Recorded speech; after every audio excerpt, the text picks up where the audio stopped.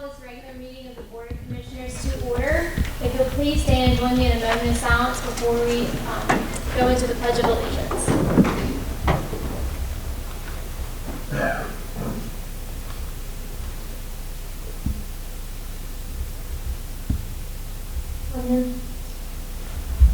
Pledge allegiance to the flag of the United States of America and to the republic for which it stands, one nation, under God, indivisible, with liberty and justice for all. Thank you very much. Welcome. So we'll begin the organizational part of the meeting. Our first order of business will be the election of the chair for the 2021-2022 Board of Commissioners term. The board can vote by either ballot, raising of the hand, and before we begin, if the board decides to vote by ballot, I would ask that you sign the ballot. By North Carolina Public Records, we do have to have those ballots signed. So I'll first take a motion to determine how the board would like to take a vote on the chair. Any motion? Madam Chair, move to vote by ballot. Okay. Any discussion? All those in favor say aye. Aye. Opposed? All right, if you'll find the ballot in your packet, vote, and then I'll come around. Make sure you sign it. And I'll come around.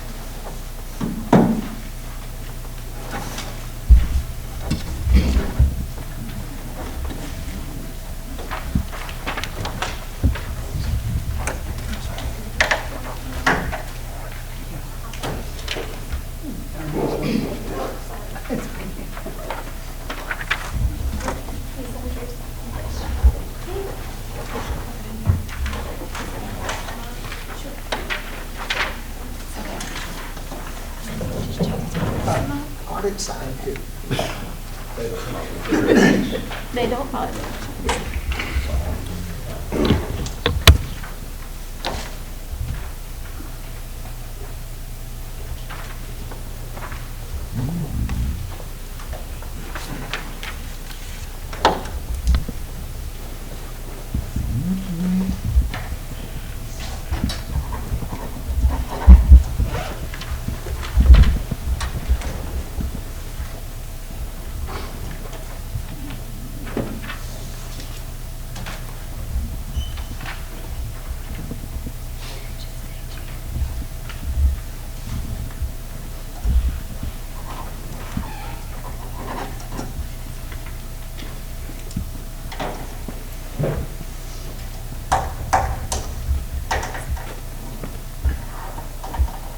There were 5 votes for Commissioner Smith to be, 4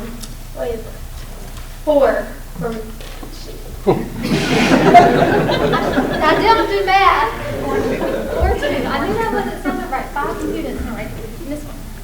So there were 5 votes for Commissioner Smith and 2 for Mr. Sharp. So Mr. Smith will be chair.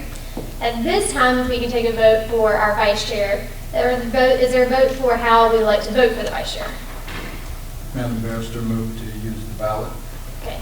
All those in favor say aye. Aye. Opposed? And then for the same thing, Please sign it. Sign it.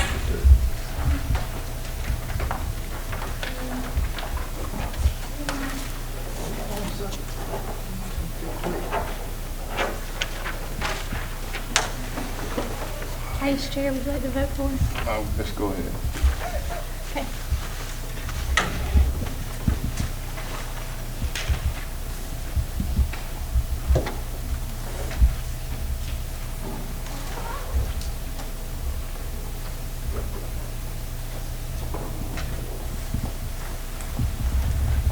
Okay, there were 6 votes for Ariana LaValle, so Ms. LaValle will be the upcoming vice chair. Thank you very much.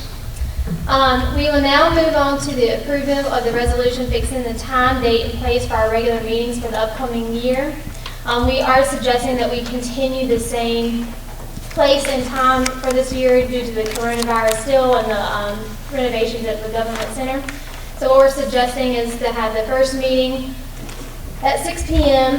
to be held at the McSwain Center, and then our second meeting to be held at the Civic Center, so that way we can coordinate with the Planning Board and have all of our public hearings at the Civic Center. So at this time, I'll ask that we, is there a motion to adopt that resolution? So, Any discussion? All those in favor say aye. Aye. Opposed?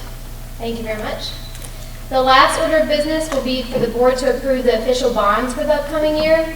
North Carolina law requires that the board approve and adopt the official bonds for the sheriff in the amount of $25,000, the register of deeds in the amount of $50,000, and for every other officer in the county that provides for the faithful performance of his or her duties, including the tax administrator and the finance officer and any employee who handles $100 or more. Any motions? Madam Barrister, move to approve the annual official bonds. Any discussion? All those in favor say aye. Aye. Opposed? Thank you very much. I'll turn the meeting over.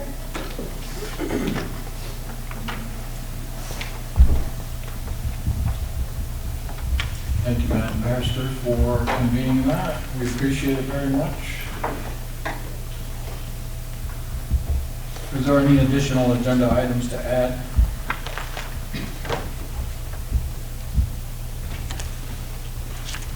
Seeing there are none, can I get an approval for the consent agenda? Mr. Chair, I make a motion that we approve tonight's consent agenda.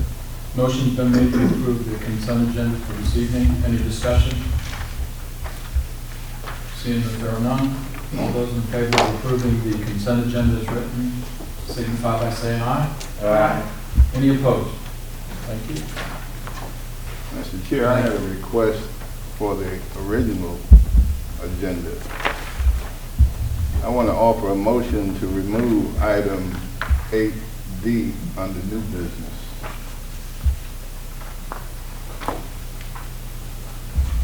Motion's been made to remove. What do you wish to do with this, sir? Remove it. Remove. Tonight's agenda. That was, I'm New sorry. business 8D, resolution New business supporting, 8D. supporting passage of the North Carolina Heartbeat Bill. That's not a local government issue. It's a resolution. I understand it's a resolution. It's not one that this board ought to be adopting. Motion's been made. Any further discussion? Motion's been made to remove resolution supporting passage of North Carolina Heartbeat Bill, new business, item 8D. All those in favor signify by saying aye.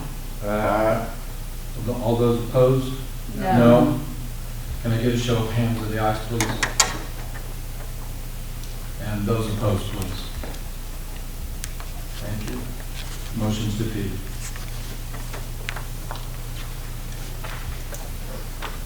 Mr. Chair, I'll come back to that under new business, and I do have some comments about that, but I'll save them for. That'd be fine. Thank you. Can I get an approval for the agenda as written? So moved. Motion's been made to approve the agenda as written. All those in favor of, excuse me, any further discussion? All those in favor signify by saying aye. Aye. Any opposed? Thank you. This evening we have a number of resolutions as well as presentations honoring service to Lee County. And what we would like to do is vote on the resolution and then present the resolution to the individuals. The first resolution up for approval is a resolution recognizing Broadway Police Chief Todd Hinnant. Do I have a motion? So Move to moved. approve. Motion's been made to approve the resolution recognizing Broadway Police Chief Todd Hinnant. Any further discussion?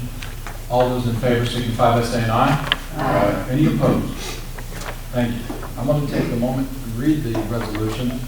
Chief Hinnant was not able to be here, but I will chase him down at the Broadway Town Commission meeting next week.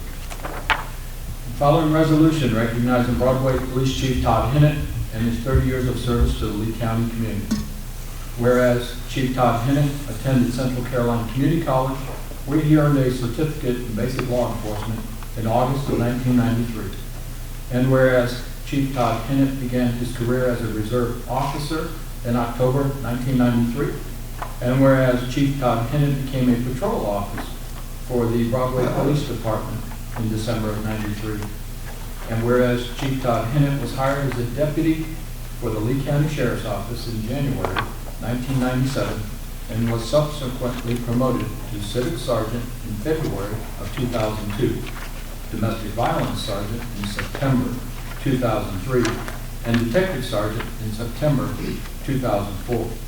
And whereas Chief Todd Hinnett was appointed as Police Chief of Broadway Police Department on December 1st, 2006. And whereas Chief Todd Hinnett has announced his retirement as Broadway Police Chief effective January 1, 2022, with 30 years of service in law enforcement. And now therefore be it resolved by the Lee County Board of Commissioners that the Broadway Police Chief Todd Hinnett is honored for his 30 years of service in law enforcement in Lee County, presented and adopted this 13th day of December 2021. And we will be presenting that at the Broadway Town Council, Town Commissioner meeting. Thank you.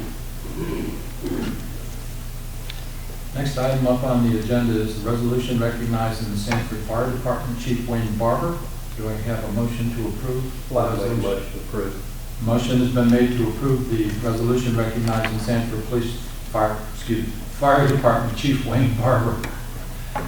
All those in favor signify by saying aye. Aye. Any opposed? And at the end of this, we would like to have a group picture with Chief Barber and the commissioners on the stage here. Okay. I'd like to read the resolution for Chief Wayne Barber. This resolution recognizing Chief Wayne Barber and his 47 years of service with the Sanford Fire Department.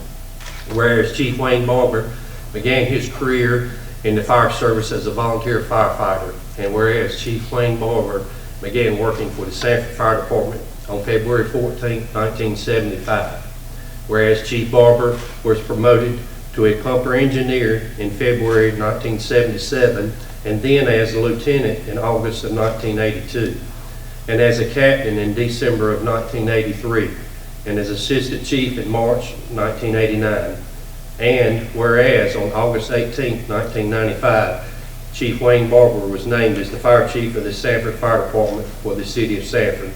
And whereas during his tenure, the Sanford Fire Department, Chief Barber's accomplishments include the overseeing of the expansion of the department's fire service, capability establishment of a child passenger safety program, facilitations of the Sanford Fire Department's cancer initiative, and overseeing many equipment upgrades and the increase of the fire stations across the city to increase the service capability in relation to increasing population and geographic growth.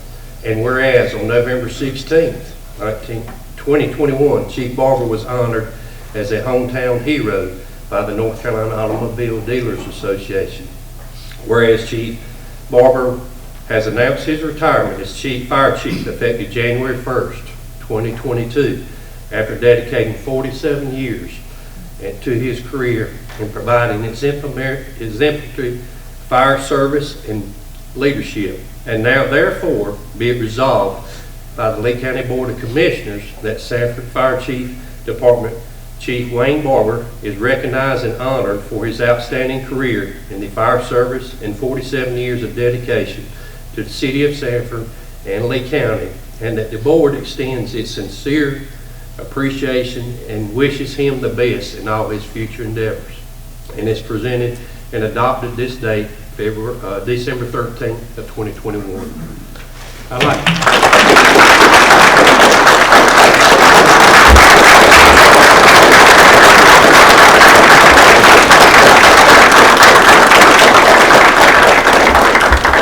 I'd like to make some comments to that. It's kind of personal. This man right here. Hey, grown men crying, it's okay. In 1983, a young man out of high school was hired by the Sanford Fire Department. And for 17 years, I got to work with his brothers and sisters. It's just like law enforcement. The guys, you become a sincere group and you come together. And a lot of these older guys, when they come in, of course, he wasn't too much older than me back in the day. I came in 1983. But as I came in, I didn't go into military service. But these guys taught me honor and service and respect. And that's the same way it is in the law enforcement.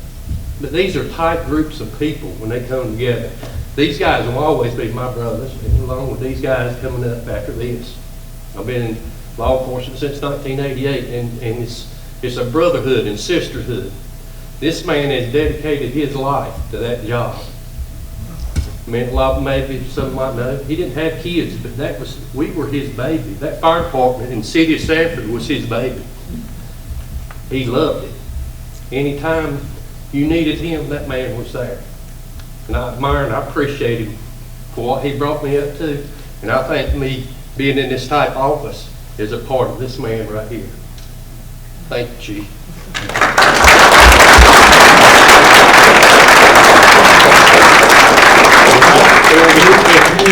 Can you come up on the stage real quick and we'll get a big group picture. Thank you. Welcome.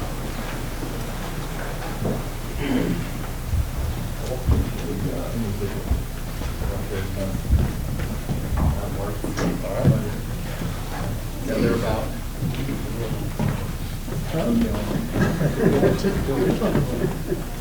That was to Mr. Shaw. All right, there we go. Found our window. All right, ready? 3, 2, 1.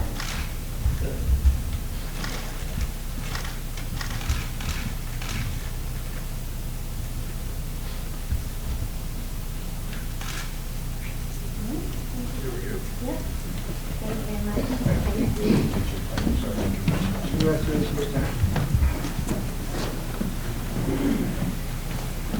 Chief, we have the sheriff's department here. They will not be tagging your vehicle. We'll do it. Thank you.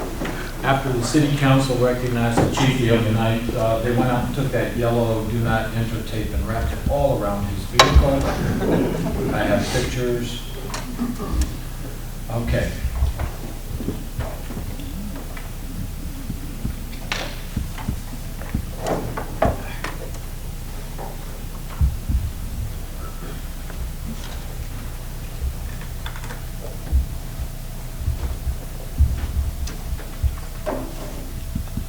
Do I hear a motion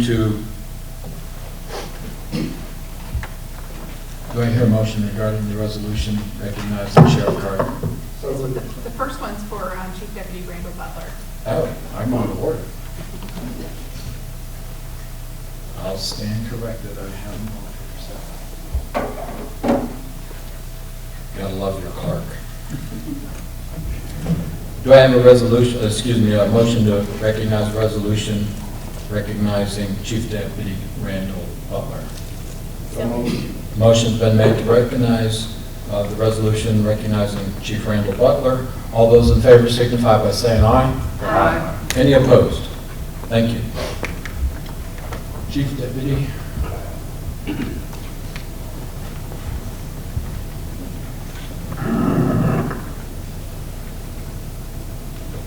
Resolution recognizing 15 years of service and awarding the service sidearm of Chief Deputy Randall Butler of the Lee County Sheriff's Department upon his retirement. Whereas Chief Deputy Randall Butler began his career with the Lee County Sheriff's Department as Chief Deputy on December 4th of 2006, and whereas Chief Deputy Randall Butler will retire effective January 1, 2022, with 15 years of dedicated service in law enforcement with the Lee County Sheriff's Department, and whereas Lee County Sheriff Tracy Carter has requested to present Chief Deputy Randall Butler with his service sidearm as part of his reward of service in law enforcement in recognition of a job well done in the protection and service to the communities of Lee County. And whereas North Carolina General Statute 20-187.2 allows the Lee County Board of Commissioners in their discretion to award a retired member of the Lee County Sheriff's Department with their service sidearm. And whereas Chief Deputy Randall Butler is eligible to own, possess, or receive a firearm under the provisions of state and/or federal law. And whereas the Board of Commissioners wishes to express their sincere appreciation to Chief Deputy Randall Butler for his loyalty to Lee County for the past 15 years and wish him happiness as he begins his new exciting chapter in his life. Now be it resolved, Chief Deputy Randall Butler is hereby awarded his service sidearm, a Sig Sauer P320 9mm. Job well done, Chief.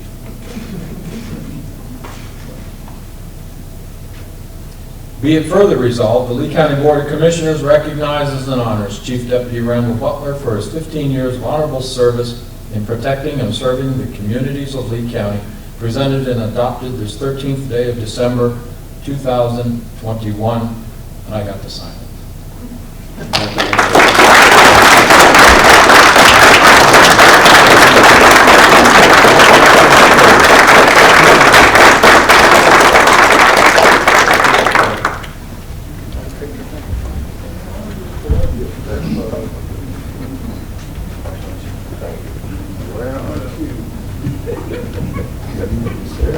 So,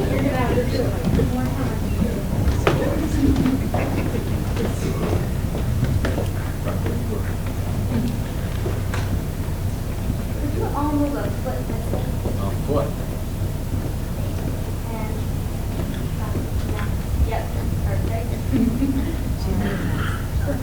Ready, 3, 2, 1.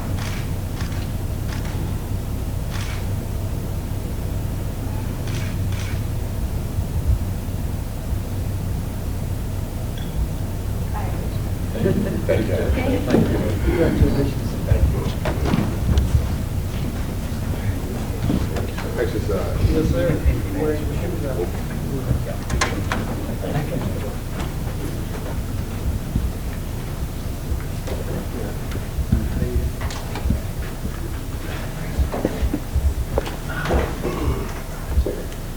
Do I hear a motion to approve the proclamation honoring Sheriff Tracy Carter?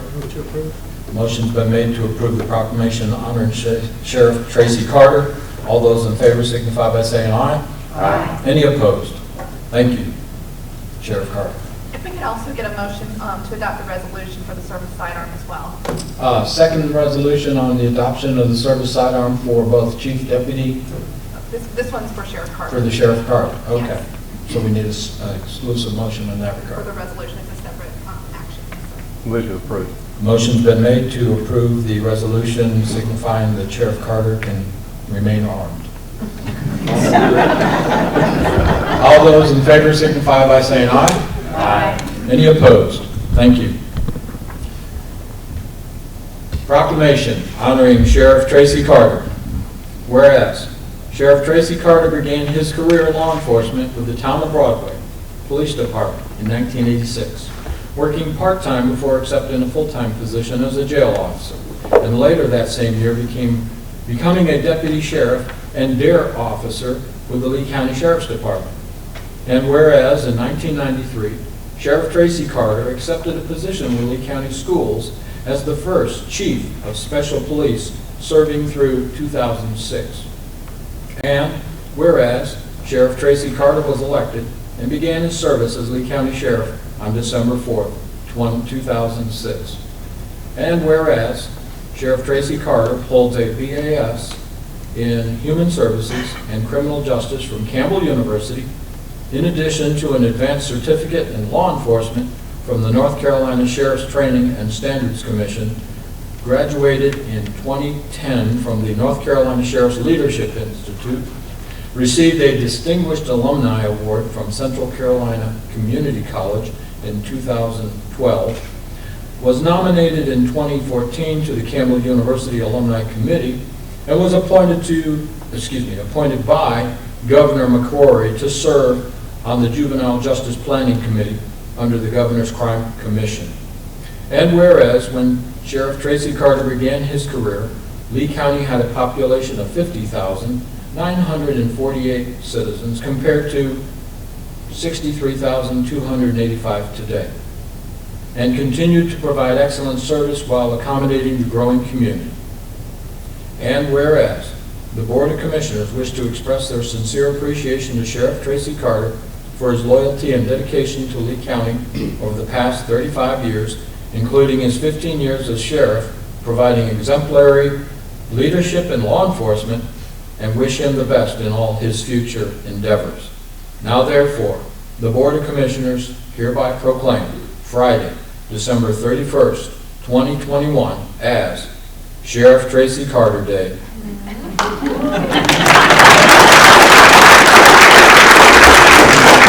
Presented and adopted this 13th day of December 2021, and it is my distinct privilege and honor to have signed it for you.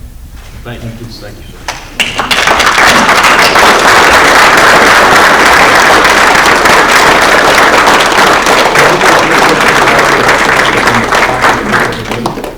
All my staff is here, if y'all can come up, and we're going to get a group picture.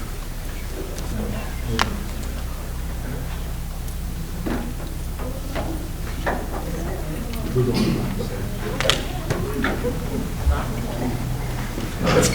are you doing? Well, man, that big guy. Why don't be no room up there?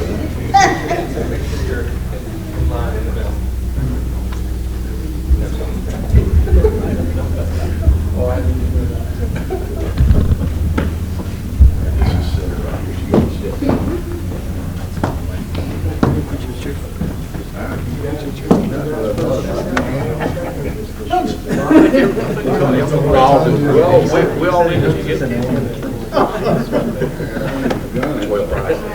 You got one of them. All right, thank you. I think, excellent job, everyone. All right, ready for So surprised.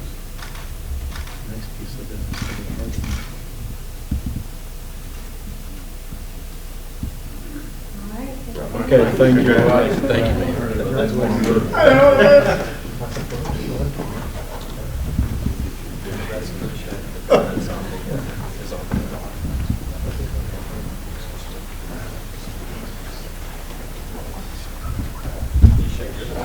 Thank you, Sheriff.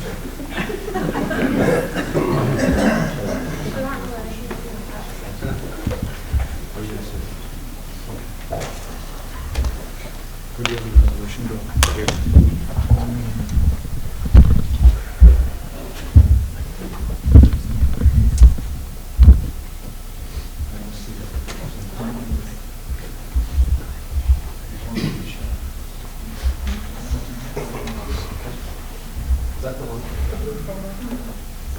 Okay. I'll read the first line then.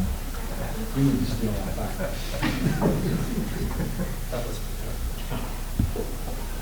Yeah, okay. Oh, I just read the sheriff's card. Okay. You'll have to excuse my inability to keep things straight. I hear a motion to approve the resolution appointing Brian Estes to serve the remaining term of Sheriff Tracy Carter. To approve.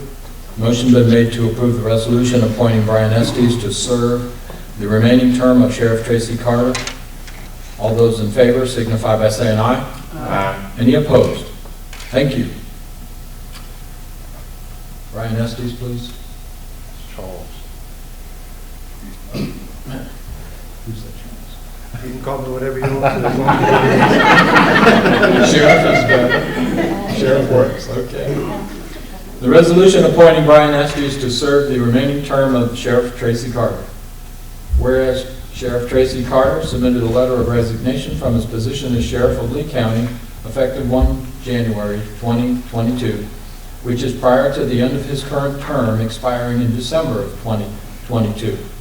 And whereas pursuant to North Carolina General Statute 162-5.1, subparagraph B, if the sheriff were, quote, if the sheriff were elected as a nominee of a political party, the Board of County Commissioners shall consult the County Executive Committee of that political party before filing the vacancy, and shall appoint the person recommended by the County Executive Committee of that party, if the party makes a recommendation within 30 days of the occurrence of the vacancy, unquote.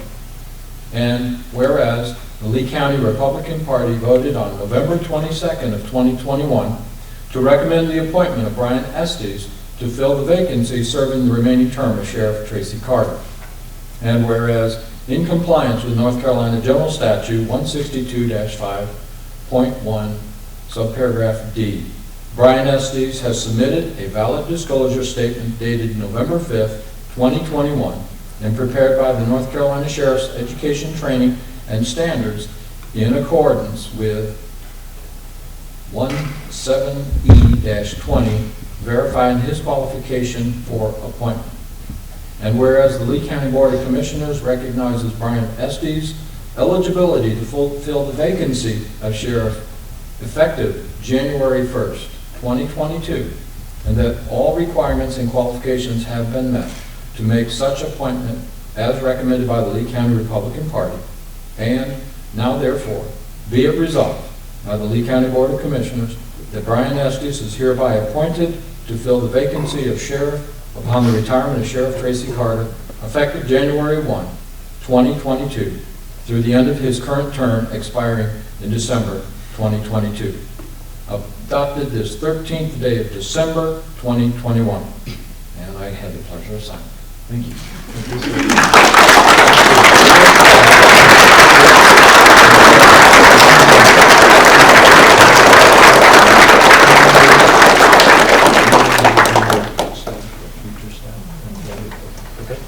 Yep, so we'll get those same people back up here. And I do get to keep my gun too, by the way. Just making sure.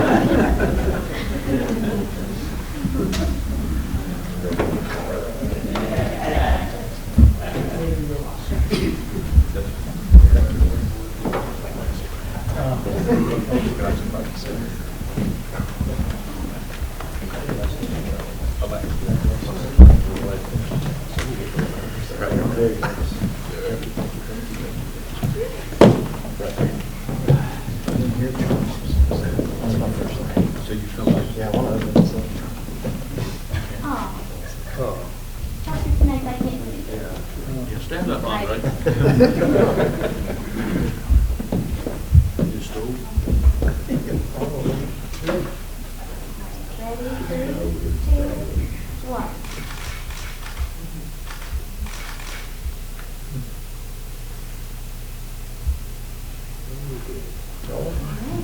Congratulations. All right, you know, the fire squad, it's kind of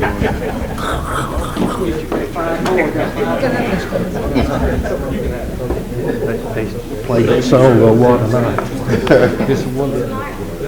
There's some more exercise than I had in a while.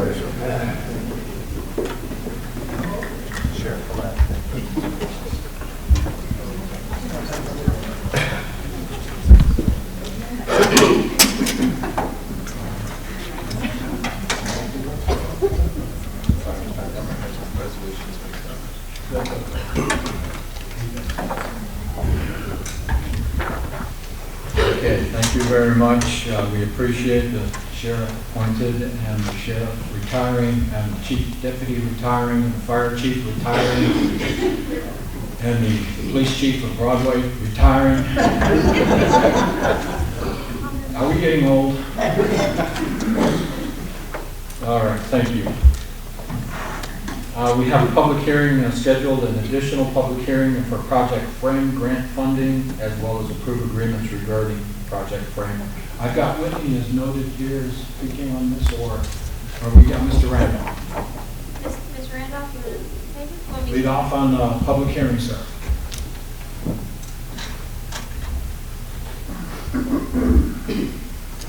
I do now proclaim this as public hearing is open regarding additional public hearing regarding Project Frame grant funding. It's all yours, sir. Good evening, Chairman Smith, Commissioners, staff. I appreciate the opportunity to be here tonight to speak on behalf of Project Frame. My name is Jimmy Randolph. I am the CEO of Saga, and I live at 3405 Windmere Drive in Sanford.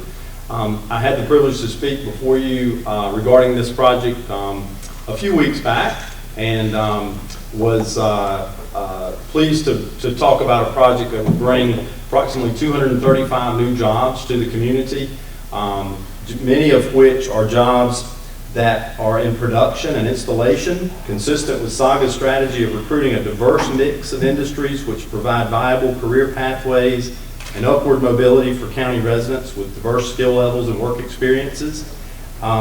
The project would consist of the purchase of machinery and equipment and building construction in the amount of at least $18 million in net new taxable investment. We considered that question of whether the county would participate in offering a local grant to support this project. And I'm back before you tonight to talk about this project because they have been deemed eligible for a grant from the North Carolina Railroad, which would help construct a rail spur at the proposed site of the project, which would help facilitate the location of the company here potentially in Sanford and Lee County. That grant from the North Carolina Railroad requires a local government to partner with the railroad in the administration of the grant. So I'm here tonight, and this public hearing tonight is to consider the question of whether Lee County would participate in that. And as the project nears a decision-making point in where they will locate, the presence of rail and the availability of rail is a very important part of that project. And I'm here tonight to encourage you to consider whether or not the county would consider participating in that grant. Thank you, sir. Yes, sir. Any questions of Mr. Randolph while he's here? As this is a public hearing, I'm seeking anyone who is for this grant of $300,000 that the local government will be a pass-through for. Any comments for? Any public comments opposing or against? Last call for, last call against. I now close the public hearing. Thank you. Next item on the agenda is to approve agreements regarding Project Frame. Well, Mr. Chair, that would be on the board for the way this policy to vote on this matter this evening. Do I have a motion to waive the policy on the vote for Project Frame? So moved. Motion has been made to waive our policy to follow the public hearing with a vote on Project Frame. Any further discussion? All those in favor signify by saying aye. Aye. Any opposed? All right, motion passed to waive our policy. Now the next item is approved agreements regarding Project Frame, which is a local cash grant incentive of up to $257,595. Discussion, please. We're actually voting on the 300,000 grant. Are we voting? Is this on the railroad? Right, so there would need to be two separate agreements. We don't have the railroad agreements on the agenda this evening because I wasn't sure what the board's intent was in that. And then what the board's intent on with that will affect the local cash grant incentive agreements and how they're worded. So they're not on the agenda this evening. I understand. Well, I was reading. It was a placeholder in case, depending on what happens with the public hearing. Okay, well, we waived the vote, so we can vote on approve the agreements on the original proposal, and this is not including the railroad. Yes, if the board would like to, they're not on the agenda, but they are drafted, and the board has already approved a resolution outlining the overall agreement, and if the board wants to approve that agreement, as we normally draft our local incentive agreements, then the board can pass that subject to legal review if they would like to this evening. Okay. Any other questions? Any other discussion? Mr. Chairman, there was some discussion at one time of the amount and that it might be shared with the city of Sanford. Was there any discussion of that? That was the railroad grant. The railroad grant works much like a rural center grant where if the company doesn't meet its obligations, the county is actually the one that has to repay the grant to the state. So there was an effort on our part to try to get the city to share in that risk on that, and for reasons that I can't discuss right now, the city cannot participate. So we would be moving forward without the city as a partner on the railroad grant. And we can always wait to find out, can't we? On the railroad grant. Yeah. So is that- I would recommend going ahead and voting on the incentive, showing the company our commitment to that, but, you know, the risk on the grant is a little too great doing that on our own, so I would wait on voting on the railroad grant. So this vote that you're asking for now is just an incentive package, right? Correct. Any other questions? Just a point of clarification, if in fact that we need to make up the failure of the company to cover it, or to do what they say, would then the county be responsible for this 100%? Yes.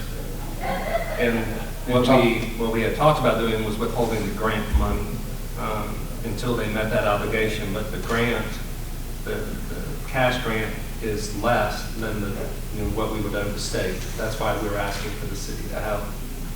But I think it's, you know, $50,000 short. So the county would have to come out of pocket to cover the rest of that if they did not meet the incentive.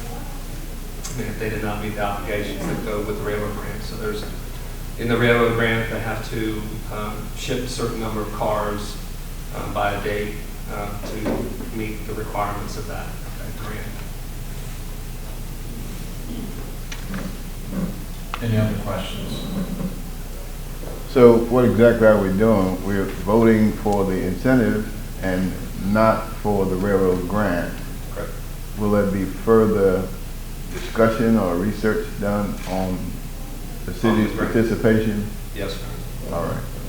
And just so I'm clear, that the vote on the local grant and incentive agreement is to write it, which I've drafted, is to write it the way we have always typically done, and then we'll just hold off on the railroad portion of it now. Is that correct? Right. And then the board can sign, or the chair can sign it once the company has announced the name can be changed within the agreement, and the board's okay as long as legal's okay with the agreement.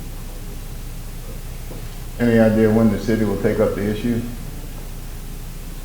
Or we're going to have to make that request?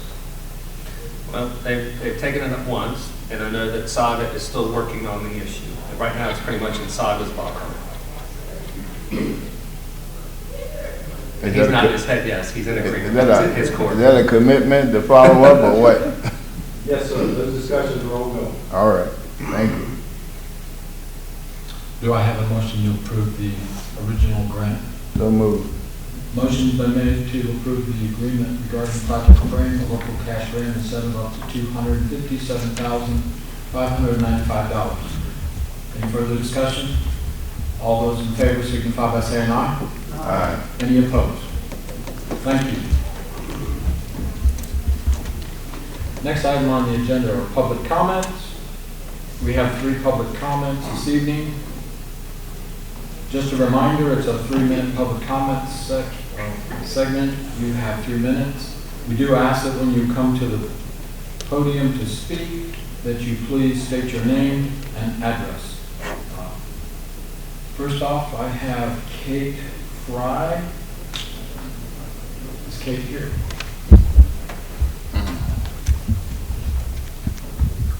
Hello. My name is Kate Fry. I live at 2011 Shannon Drive in Sanford. And the reason I'm here is I'd like to know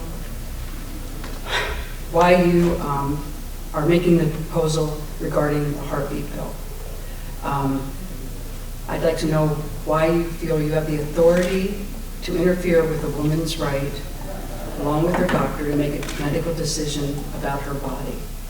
And is this even within the jurisdiction of the county commissioners? It's very disheartening that our small town is making these moves. A woman's right to take charge of her own body and make decisions about it is not even questioned. And, you know, I was going to write a bunch of stuff, but really I just don't understand why you're even proposing this resolution. It's a hot topic. It's not something that that I think even should be considered. And I would like the resolution to be not considered and thrown out, and let women, trust that women can make their own decisions along with their doctor about their body, whatever that is. And to interfere with that and have rules or laws or whatever trying to interfere with that, I think is totally wrong. So I'm very nervous. This is the first time I've done this, but it is very important to me as a woman, and to keep women have rights about their body. And I don't think any men should come in and interfere with that. No man can carry a child, and no man can make that. So think about that. It's a woman's right to make a decision. And it doesn't mean I agree with what they decide, but they have that right. And if you put this through, I think it's really going to affect a lot of people, and women especially. So thank you, and I think the resolution should not even be considered. Thank you. Thank you, ma'am.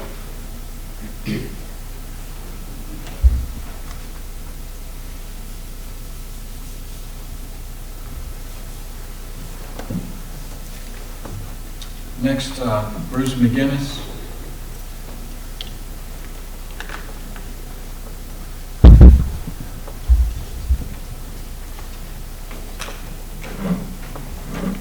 My name is Bruce McGinnis. I live at 1611 Carventon Road, and I rise to stand in favor of the resolution to ask the State Assembly and the Governor to pass a heartbeat bill.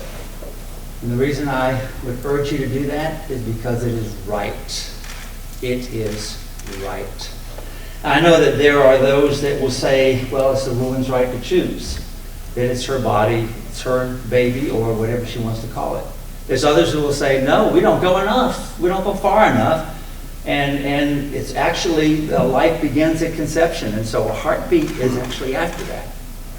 I imagine there are all sorts of things in between, and there's a debate on what is right and what is wrong. And I stand before you and say, on the authority of God and His Word, that He is the one that states what is right and what is wrong.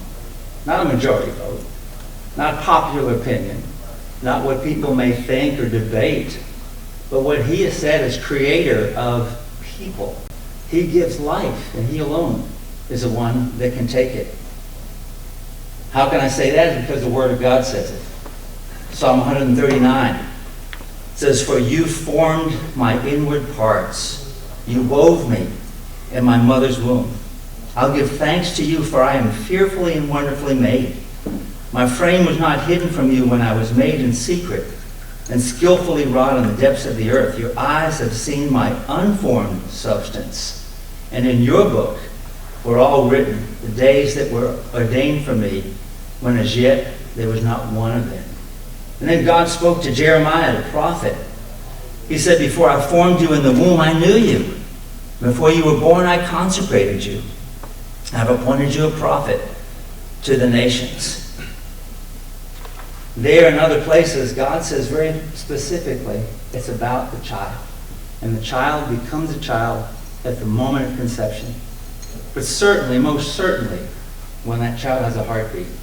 I serve on the board of Reach Out Pregnancy Center, and they have an ultrasound machine. And when women see their baby inside of them, oftentimes they choose life. But especially when they hear a heartbeat. We've seen a difference between the ultrasound picture and the heartbeat. There is something about that heartbeat that causes a woman to say, that's a child. I don't have the right to take a child's life. I don't have the right to let anybody else do that. So I would urge you to pass the resolution. No, it's not a bill. It is a way of our stating as a county, as people, that we think that we got to do something to protect life. There's not a more important charge in government than to do that. So I urge you, with all my heart, that you would pass this resolution, for it's the right thing to do. Thank you. Thank you, sir.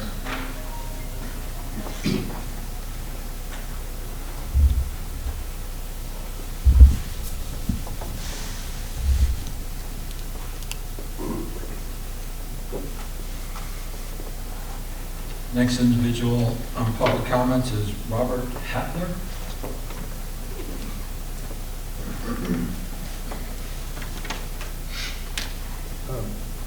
If we could, there's some resolutions we have over here, and if you give one to each commissioner. Okay. Hi, I'm Robert M. Hadler, live at 3690 Swan Station Road here in Sanford. Retired U.S. Army. Today I'm going to talk about COVID-19 vaccinations and a resolution that I'd like to put forward. Now recently I was admitted to the hospital and there wasn't any room for me, so they gave me a cubby hole with no windows. And when you're 85 years old, there's a definite thing about going to the hospital. It's that, number one, get out. But anyway, the problem we have now is we're surging again. Believe it or not, it's coming back full force. We're losing 1,300 people a day. For over 800,000 people have died. When I went to Vietnam, you got all upset about 40,000 of us getting killed.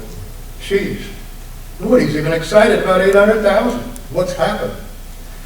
Now, I normally don't try to bother God about too much, so I've talked to an expert on it. And each one of you should have a copy of it in front of you. It's from Martin Luther, not King. It's 500 and some years ago. It is even more shameful for, excuse me, I'll have to put on my glasses, even though it's big print. It is even more shameful for a person to pay no heed to his own body and to fail to protect it against the plague the best he is able, and then to infect and poison others who might have remained alive if he had taken care of his body as he should have. He is thus responsible before God for his neighbor's death and is a murderer many times over. Martin Luther's work, volume 43. Whether one should flee from a deadly plague. Now, I can't be more. In other words, people who do not get vaccinated, other than making me wear a mask forever, which we don't need to do. If we all get vaccinated, we're free. Now, my brother had polio. We all get vaccinated. It was no big deal. What's the big deal here? I don't understand it. So I have a resolution which is in front of you.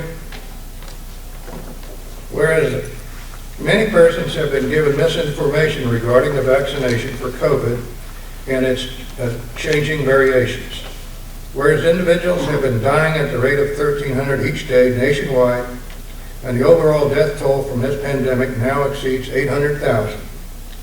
Whereas the unvaccinated ill individuals are stressing the hospital systems. Whereas overcrowding of our hospitals causes patients to postpone critical surgeries and procedures. Let it be resolved that the Lee County Commissioners strongly encourages that unvaccinated persons get their vaccines as soon as possible so that the citizens of Lee County can return to a normal life with no need for masks. Thank you, sir. Thank you.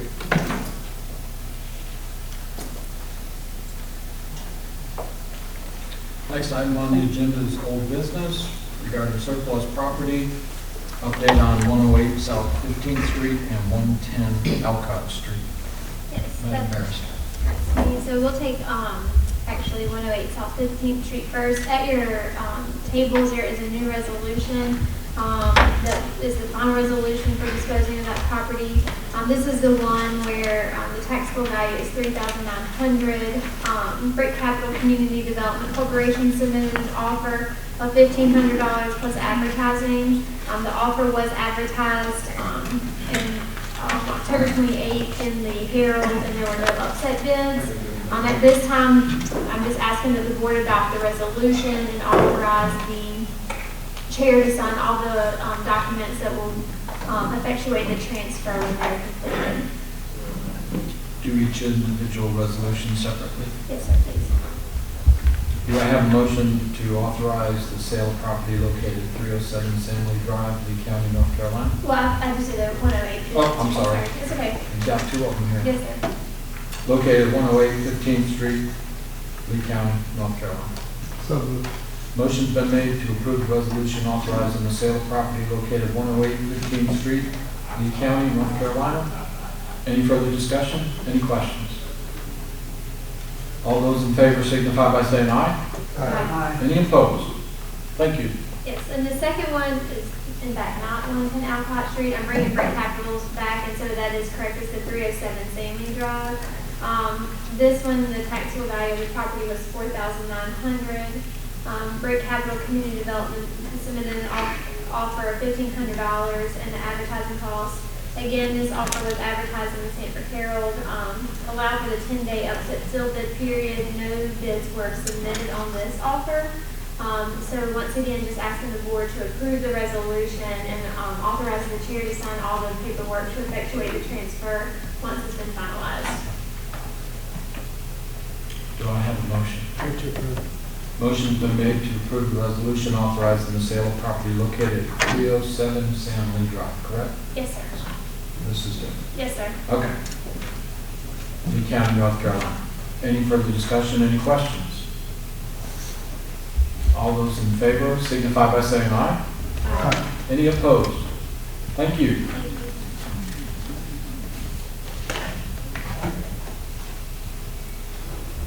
Under new business, the fiscal year 2020 and 2021 financial statement presentation by Lisa. Sorry, Chairman Smith, I think you missed the transfer to China South Workforce Development Board. Oh, goodness gracious, she had two resolutions here, I just clicked off resolution, my fault. There's too many resolutions in one motion. We've had a lot going on. Absolutely. Thank you for catching that, Madam Clerk. Resolution to transfer the Triangle South Workforce Development Board to the Capital Area Workforce Development Board. If I could get the manager to discuss this, please. Yes, sir. Chairman Smith brought to our attention a couple meetings ago the desire of the Triangle South Workforce Development Board to disband at the recommendation of the community college. The community college has been doing the administration of the WIOA workforce program and no longer wishes to do it.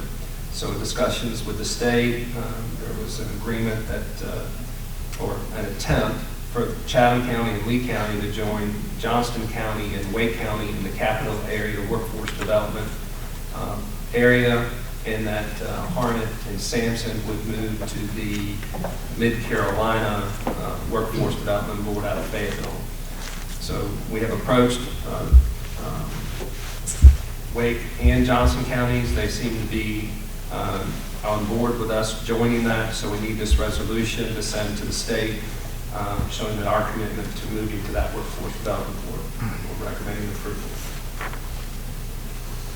If I could just add to that as well, the Department of Commerce, North Carolina Department of Commerce, is working to consolidate the workforce development boards with the 8 enterprise zones within the state, which means right now we have, I want to say 26 or is it 23 workforce development boards.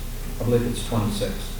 We have 26 workforce development boards. One workforce development board actually occupies territory in 3 different enterprise zones. And they want to consolidate the workforce development boards into 8 specific related to the enterprise zones as well, instead of the 26 that we have now. Any further discussion? Any questions? What happens to the staff that's been supporting Lee County? How is that going to work? The community college has worked with them, as some of them have already left and gotten positions.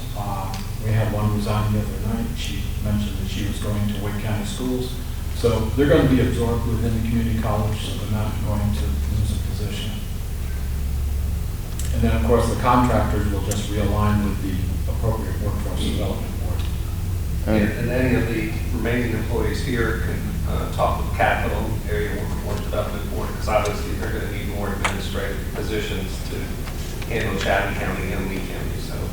I would hope so. And who will have the list of the contact persons in those positions? Do you get that, or? In the positions locally, or the position, who they should talk to at the capital area? Well, if we lose direct contact here, we lose staff here, I hope we'll still have representation, and how do we find out who it is and who to contact for support and help? I have the name of the executive director for the Capital Area Workforce Development Board. And when the board is formed, the county gets representation on that board. And they still have the group that's known as the chief elected officials. So the chairman of all 4 of the counties also serve in that capacity. So Chairman Smith right now is our chief elected official that's works with the other counties. He'll do the same thing in the Chatham County, in the Capital Area Workforce Development Board. So we have involvement with the board and also the staff. Okay, so when we individually get requests for assistance in the program, we go through you and the chair. And we'll give you to the Capital Area Workforce Development Board, who's the administrator of the grants. I just know we've had problems the way it was originally right here in Lee County. And the more we engage with others, the more concern I have about losing our identity altogether and support. So I like to see that chain as soon as possible, how it's going to work. Okay. Well, it would become effective July 1, so there's a lot of work between January and July 1 on what will be done and what will be settled. Thank you. I think key is here is that right now, because the community college administers the program, they can't apply for services, to provide services, which they occupy 3 counties, Harnett, Lee, and Chatham County. They're not able to apply for training opportunities because they are the administrators, and that's pretty much what's tying their hands. So we'll still have a local influence as far as having the ability to provide training. It's just that in relation to the Department of Commerce, they want to consolidate the workforce development boards and relate them directly to those 8 enterprise zones within the state. Yeah, the Department of Commerce had made the determination there was a conflict for the community college to administer the program and also provide the training. So even though in other states, community colleges do both. So, but anyway. Yeah, I'm always concerned when the state comes up with a good idea to consolidate. I always look back at mental health. The other piece of this is that the community college understands how important the program is to the students that come to their campus. So through their counselor office, they should have connections with the Capital Area Workforce Development Board. And the discussions I've had with the president and the vice president of administration is they already have those contacts in place. But, okay. Yeah, there'll be a transition, and I think as you saw in the letter, I think there's some work to be done with the Capital Area Workforce Development Board and making sure that they understand that they're going to have enough money to administer the grant. They don't have to worry.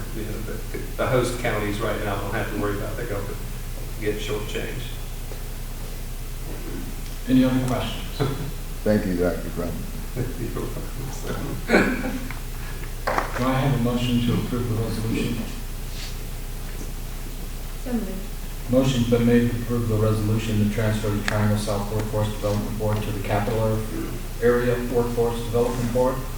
Any further discussion? All those in favor signify by saying aye. Aye. Any opposed? Thank you. Moving on, new business. Now we can get the Good evening. In your package at your table, you should have a letter from Thompson, Price, Scott and Adams, Adams and Company, our auditors. It's a letter of governance that they have to provide. You'll also have a copy of the PowerPoint that's being presented. And you also have a bound draft copy of our financial statements. We did not receive LGC approval as of earlier today, so they printed a draft copy. We are not anticipating numbers changing, so we wanted to go ahead and do the presentation, and we'll get you a final copy once we do get LGC approval. So to begin tonight, I'm going to ask Brandy Tuberville, from a CPA from Thompson Price Scott Adams and Company, who was in charge of our audit this year, to come up and make her comments, and then I'll come back and present the numbers to you for fiscal year ending June 30th, 2021.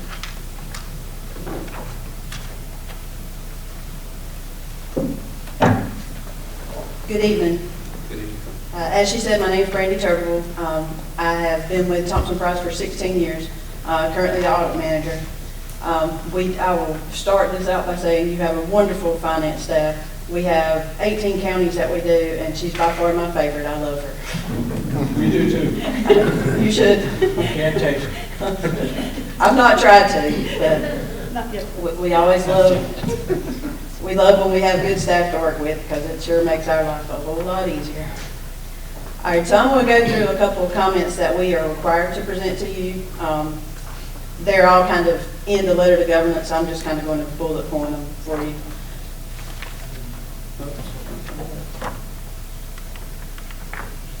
All right, so as far as an opinion, that's obviously what you hire us to do, to give you an opinion on your financials. So you have an unmodified opinion, which means a clean report.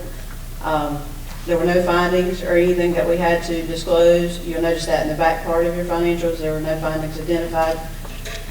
As far as new pronouncements that were adopted in the current fiscal year, GASB 84, which was the way they changed what used to be agency funds, the way they were presented.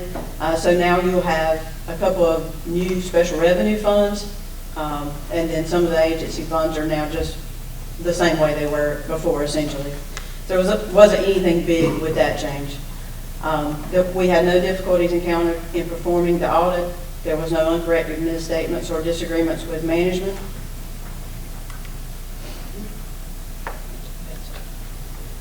We were provided with a representation letter dated November 22nd, 2021, which was the date of the report. The OGC changed the way they were reviewing audits this year, i.e. we still don't have approval yet, but they gave us this little data input sheet, what they called it, which was like an Excel template, and we had to plug numbers in it from the audit report. And if it identified things that were performance indicators, they used to send out what they called a unit letter, where they told you the things you needed to improve on and wanted a response. They're no longer doing that. They're depending on us to tell you, but we're happy to tell you didn't have anything identified in that report, so there's nothing you have to address on that. We just have to stand before you in an open board and tell you that now. Upcoming changes, Lisa and I have already talked. The lease standard is a big deal for a lot of folks. We've talked to a few counties that haven't started yet, so she's well into the game here, but it's going to change the way the financial statements look pretty dramatically for next year. So it's very important to have what you need right now, so that at the end of next year, you won't be waiting on this information to be able to complete next year's audit. So we're in good shape with that. We're already working through that, but just to make you aware of this big change that's coming. And with that said, I will turn it back over to her and let her go through the numbers, and I will stick around if you have any questions of me once she goes through the financials.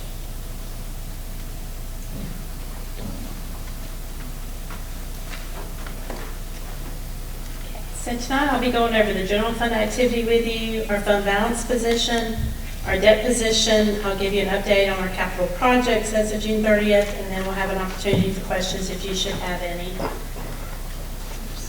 This one is very sensitive. So, general fund revenues. Our revenues and transfers totaled $80,909,755. That's an increase of 5.64%, or $4,317,212 more than fiscal year 2020. Just to show you where our revenues come from, of course 60% of our revenue comes from ad valorem taxes. The next largest percentage is 23%, and that's our local option sales tax, followed by our restricted intergovernmental revenues making up 11%, and then the other small percentages you'll see there. So you can see a comparison from year to year. The purple line is 6/30/2020. The maroon colored line is 6/30/2021. You can see, obviously, in ad valorem taxes and sales taxes, we saw growth. We saw a small amount of growth in our other taxes. Intergovernmental revenues fell just slightly. Permits and fees were up, sales and services were down, contributed mostly to COVID. Limitations on our programs. Investment earnings dropped drastically with the economy and the results of the COVID outbreak. And then you have miscellaneous. We saw a slight decrease there also. Going into a little bit more detail, property tax revenues totaled $48,109,246. That was an increase of 4.42% from the fiscal year 2020. Our assessed value totaled $6,169,114,912. That was an increase of 3.45% from fiscal year 2020. You can see that graphically there. And I always try to show you our residential and commercial base breakdown in our value. You can see the numbers there. We saw a slight increase in both categories there. As far as property taxes go, we collected 99.13% what the levy was collected. That's across the board. If you exclude motor vehicles, we collected 99.03%. And again, the way the state has this report motor vehicles now, with them collecting it, it shows 100% collected. Not all of our motor vehicle bills are collected though at that time. Okay, but since the state sends us everything they did collect for us, they have us reported as 100%. So our tax department did an outstanding job in working on collections, especially with the COVID outbreak. And I did not see a drop in that. That is quite substantial. Collections exceeded our budget by $2,167,059. Sales taxes. Sales tax revenue totaled $18,573,234, which was a $2,935,870 increase, or 18.77% over fiscal year 2020. Y'all knew that was coming, and where we had been most of the year. But you can see here graphically that sales taxes just grew phenomenally last fiscal year. We're not seeing quite as high growth this year so far, and the anticipation is that it may slow down during this fiscal year. But we still think we're not in any danger of not meeting our budget projection at this point for this year. As far as expenditures go, our expenditures and transfers to other funds totaled $76,767,605. That's an increase of $1,851,999, or 2.47% higher than fiscal year 2020. Human Services, Public Safety, and Education continue to account for the majority of the county's expenditures. And here you can see graphically where our expenditures are. You can see the areas that went up from year to year and then dropped. Economic Physical Development is down in the current year because of the expenditures related to some of our incentives in last year in 2020 related to Caliani and Broad Forge, among those others. Okay, education expenditures, just to give you a rundown, Lee County Board of Education accounted for 37.13% of our general fund expenditures, and that's including their portion of the debt service. Breakdown, we did current expense of $18,912,278. Capital outlay was $1,858,810, and that includes the lottery funds that they used. Debt service totaled $7,731,933 for a total expenditure related to Lee County Board of Education of $28,503,021. And here you can see graphically. Remember, we held their current expense at the same level as fiscal year 2020. Saw a slight decrease in capital outlay, and that was related to lottery funds dropping in what they spent, not the funds that were dropped. And debt service naturally fell some, as our debt service does. CCCC expenditures, you can see the breakdown here. Current expense was just a little over $3 million. We did a $64,930 appropriation for the Civic Center. The special appropriation of $160,000 relates to the College Promise Program. Their capital outlay was $55,000, and debt service for them was $2,236,790, for a total allocation of $5,555,248. That was roughly a small decrease from fiscal year 2020, and most of that came in the area of debt service. They account for 7.24% of the general fund expenditures. So bottom line, our total revenues and transfers, as you saw earlier, were $80.9 million. We had the refunding certificates of participation that we issued that accounted for $15,235,000. The payment that we made out to the refunding escrow of that transaction was $15,151,344. And then our total expenditures were $76,767,000 and some change.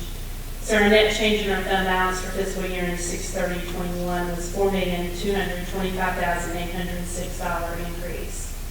So a lot of that could be attributed to savings that we had.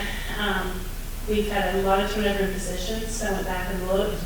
We saved roughly $2 million this past year on positions. Some of that's vacancies, some of it's the number of people that, temporary salaries that we terminated due to the COVID, and our program's not running. So we're slowly adding a lot of those back, and hopefully, and then Joyce will be by and we fill our positions and the turnover slows down. We also were under operating expenses by roughly $2.5 million. Some of that was covered by the CARES Act money that we received. Should be getting our FEMA reimbursement back for some of our expenditures during the year. And then also some of our departments, other departments have received quite a bit of CARES Act or COVID money. And that's helped offset some of our normal operating expenditures that we've incurred. In addition to that, there were some things that were budgeted in last fiscal year that had to be rebudgeted. So I went and looked at our fund balance appropriation when you adopted the budget back in June was at $2,546,894. We have already in this fiscal year appropriated another $2.3 million of that for a total appropriation at the time I prepared this of $4.9 million. So some of that saving now that you saw our fund balance go into is turned around and rolled right back over, either in restricted funds or items that we were not able to complete last year.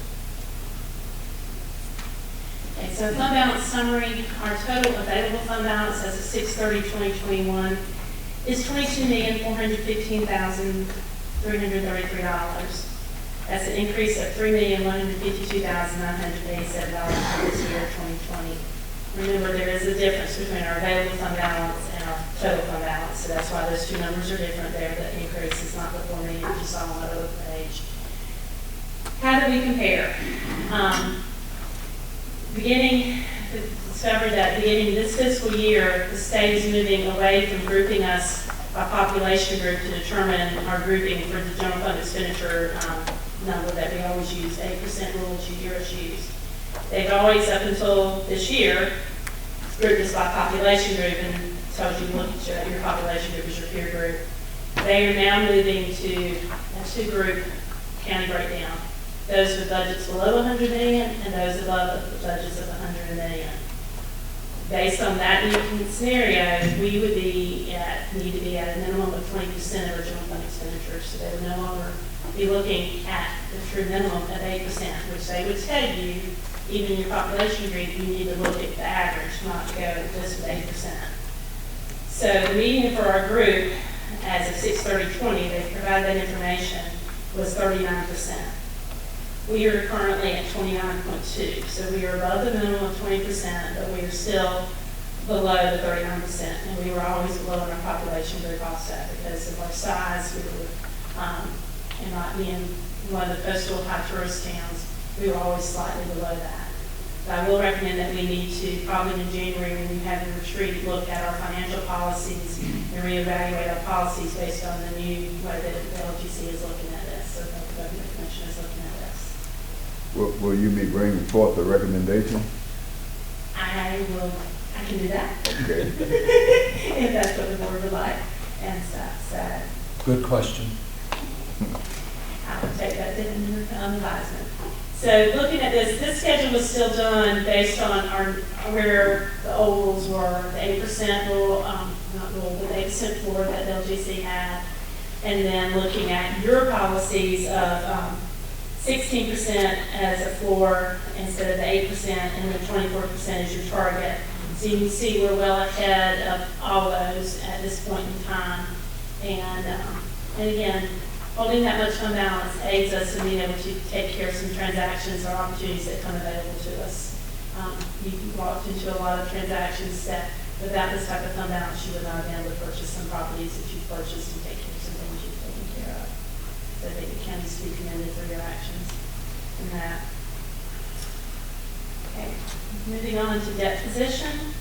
Our total outstanding debt at 6/30/2021 was $86,034,781, and you can see the breakdown there between the different types of debt that we have.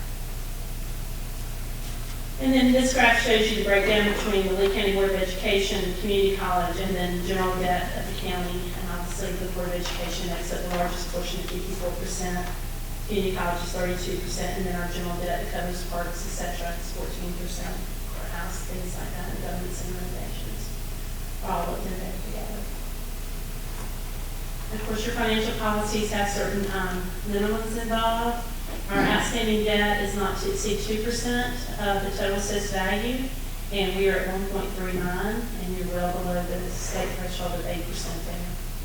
Actual debt service payments equal 15.43% of general fund expenditures for fiscal year 2021.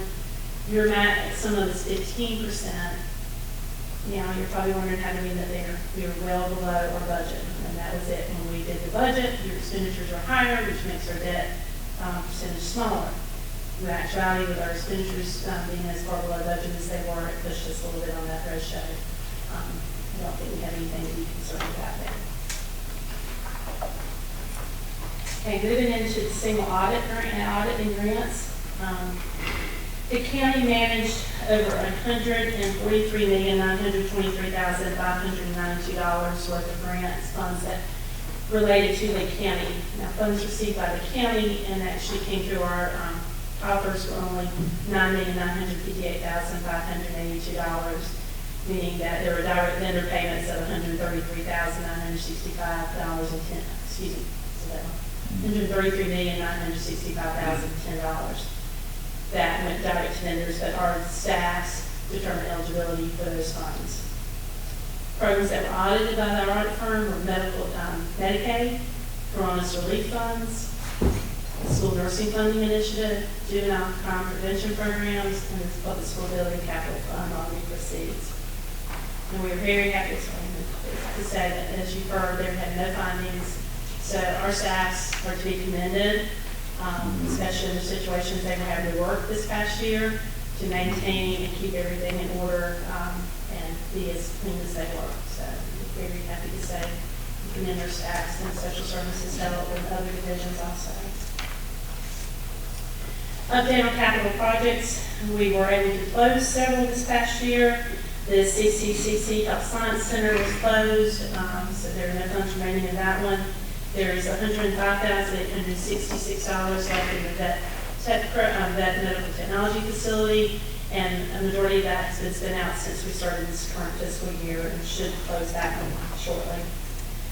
The Civic Center project was closed, and the main campus ESTC project was closed. And those remaining funds left in those were transferred back to the general fund to be used for debt service purposes. The elementary school facility was finished also. Any funds remaining there was split between the courthouse and the park projects, which were also involved in that JO debt issuance that was done. So we finished that out at the $28 million. The courthouse complex is still going on. As of June 30th, there was $2.2 million left in that project to spend. Park projects, we're wrapping those up, so you can imagine the majority of that, a big chunk of that $3 million that was left at June 30th is being spent this year. You have the government center renovations that had $2.2 million left at the end of June 30th. And then you had two projects that are in the negative because we had just started those and we have not borrowed those money. Well, involving the sports complex, we have not issued any of the debt yet. For the CCC project there, as you see, that $7 million came from the debt issuance that we did to buy the railway facility until we can turn that into permanent financing. hopefully in a year or so. So I would like to acknowledge, obviously, Thompson Price, Scott Adams, and Company, our auditors. We have had a very successful run with them and have enjoyed working with them, and they've done an outstanding job for us. I have to thank our county departments for their cooperation through the process, and then Dr. Crumpton and, of course, all of you for your support ongoing and the wonderful management y'all do in this county, and to the extent y'all pay attention to the finances. And then I have to thank my staff.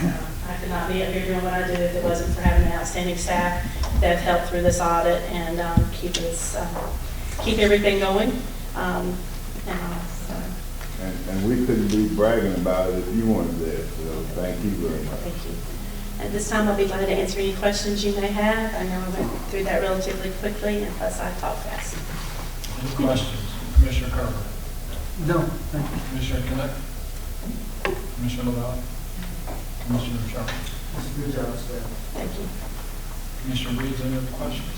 I've got one involving the expenditures. I think I saw that there was an increase of 2.74%.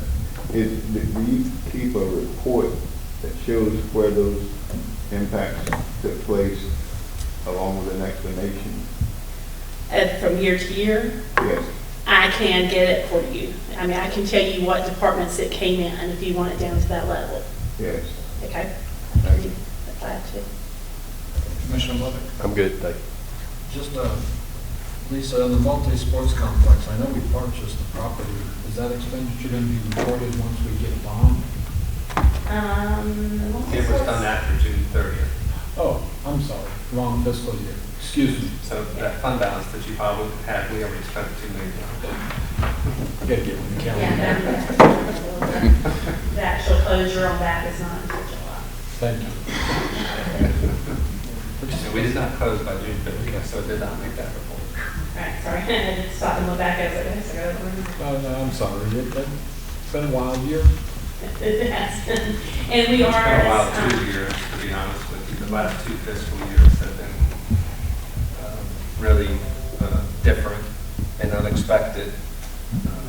With the COVID, I would have told you I thought we would be the other way. When it started, I would have told you I thought we'd be upside down.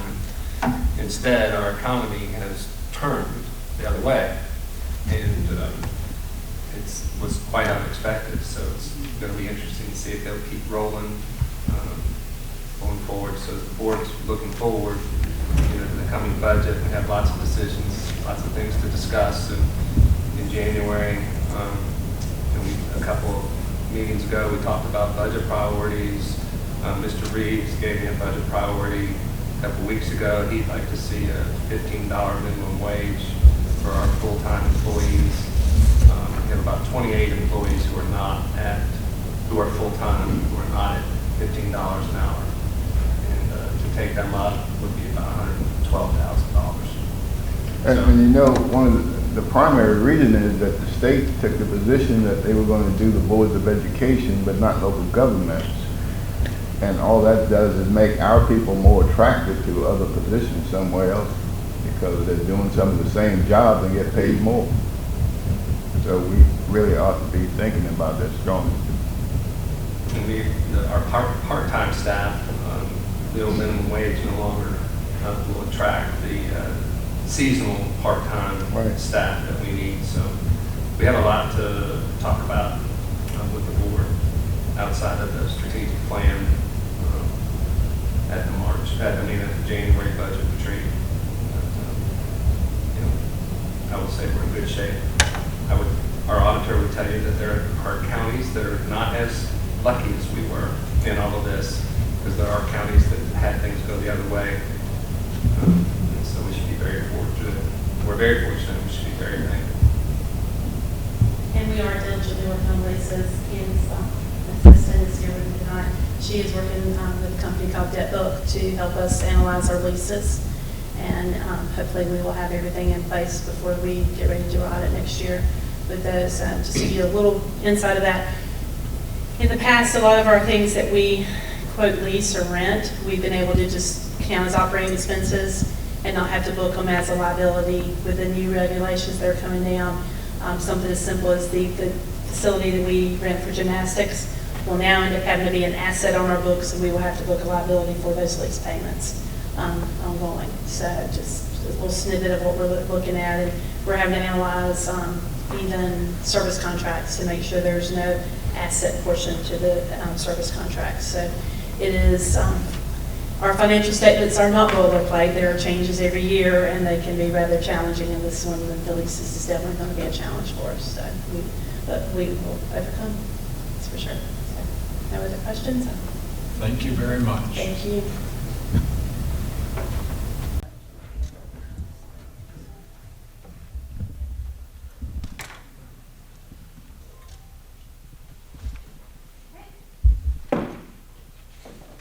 Call this regular meeting of the Board of Commissioners to order. If you'll please stand and join me in a moment of silence before we go into the Pledge of Allegiance.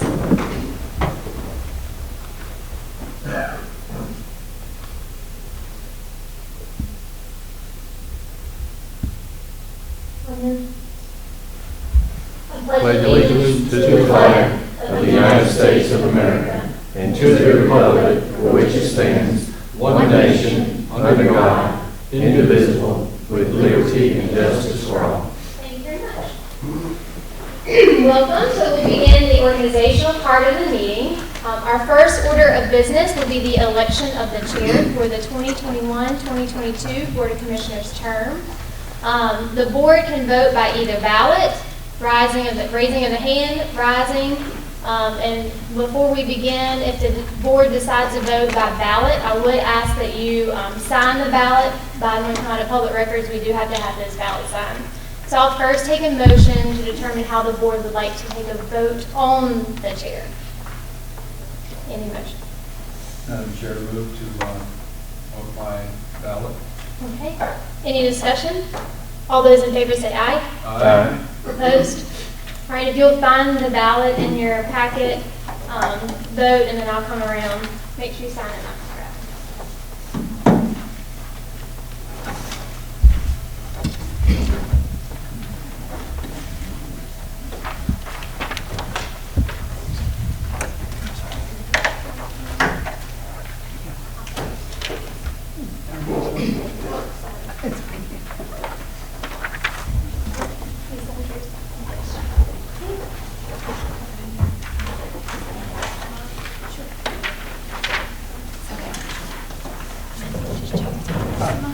Sign too.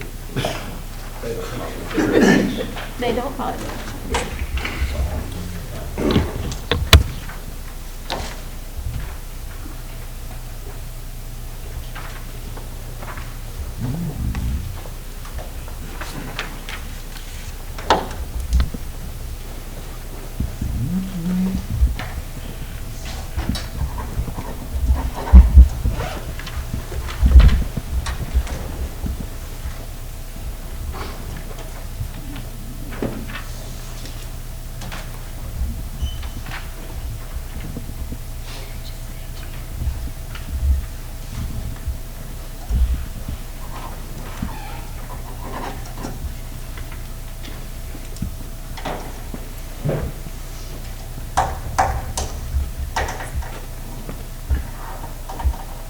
There were 5 votes for Commissioner Smith to be, 4 from. I don't do math. 4 2. I knew that wasn't something right. 5 students. No, this one. So there were 5 votes for Commissioner Smith and 2 for Mr. Sharp. So Mr. Smith will be chair. At this time, if we can take a vote for our vice chair. Is there a vote for how we would like to vote for the vice chair? Madam Barrister, move to use the ballot. Okay. All those in favor say aye. Aye. Opposed? And then for the same thing, Please sign it. Sign it.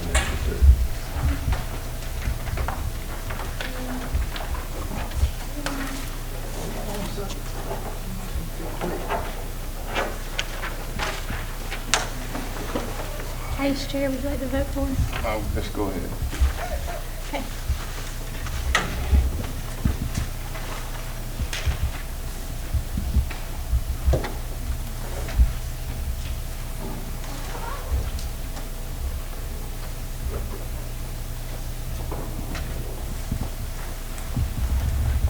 Okay, there were 6 votes for Ariana Whitwell Valley, so Ms. LaValle will be the upcoming vice chair. Thank you very much. We will now move on to the approval of the resolution fixing the time, date, and place for our regular meetings for the upcoming year. We are suggesting that we continue the same place and time for this year due to the coronavirus still and the renovations at the government center. So what we're suggesting is to have the first meeting at 6 p.m. to be held at the McSwain Center, and then our second meeting to be held at the Civic Center, so that way we can coordinate with the planning board and have all of our public hearings at the Civic Center. So at this time, I'll ask that we, is there a motion to adopt that resolution? So, all those any discussion? All those in favor say aye. Aye. Opposed? Thank you very much. The last order of business will be for the board to approve the official bonds for the upcoming year.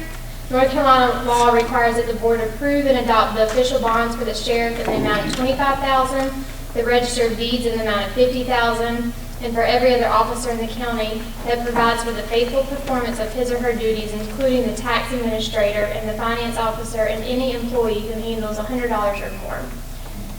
Any motions? Madam Barrister, move to approve the annual official bonds. Any discussion? All those in favor say aye. Aye. Opposed? Thank you very much. I'll turn the meeting over.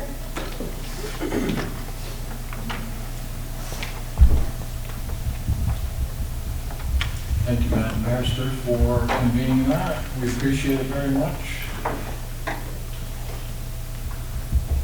Is there any additional agenda items to add?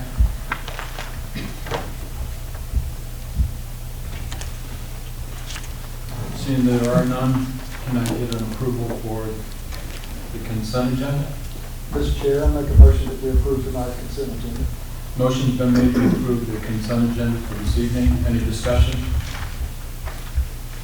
Seeing that there are none, all those in favor of approving the consent agenda as written, signify by saying aye. Aye. Any opposed? Thank you. Mr. Chair, I had a request for the original agenda. I want to offer a motion to remove item 8D under new business.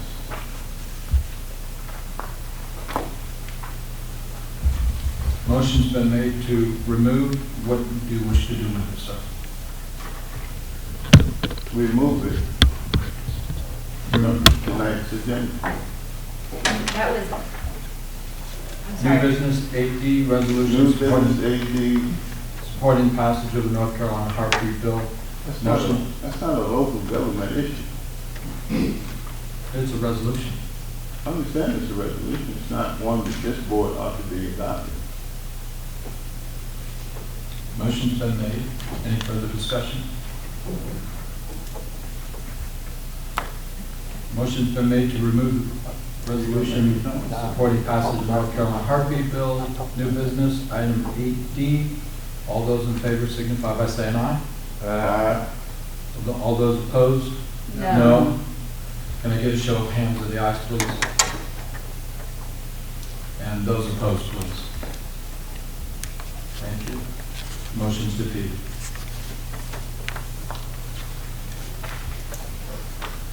Mr. Chair, I'll come back to that under new business, and I do have some comments about that, but I'll save them for it. That'd be fine. Thank you. Can I get an approval for the agenda as written? So moved. Motion's been made to approve the agenda as written. All those in favor of, excuse me, any further discussion? All those in favor signify by saying aye. Aye. Any opposed?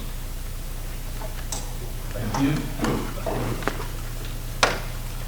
This evening we have a number of resolutions as well as presentations honoring service to Lee County. And what we would like to do is vote on the resolution and then present the resolution to the individuals. The first resolution up for approval is a resolution recognizing Broadway Police Chief Todd Hinnett. Do I have a motion? So moved. Motion's been made to approve the resolution recognizing Broadway Police Chief Todd Hinnett. Any further discussion?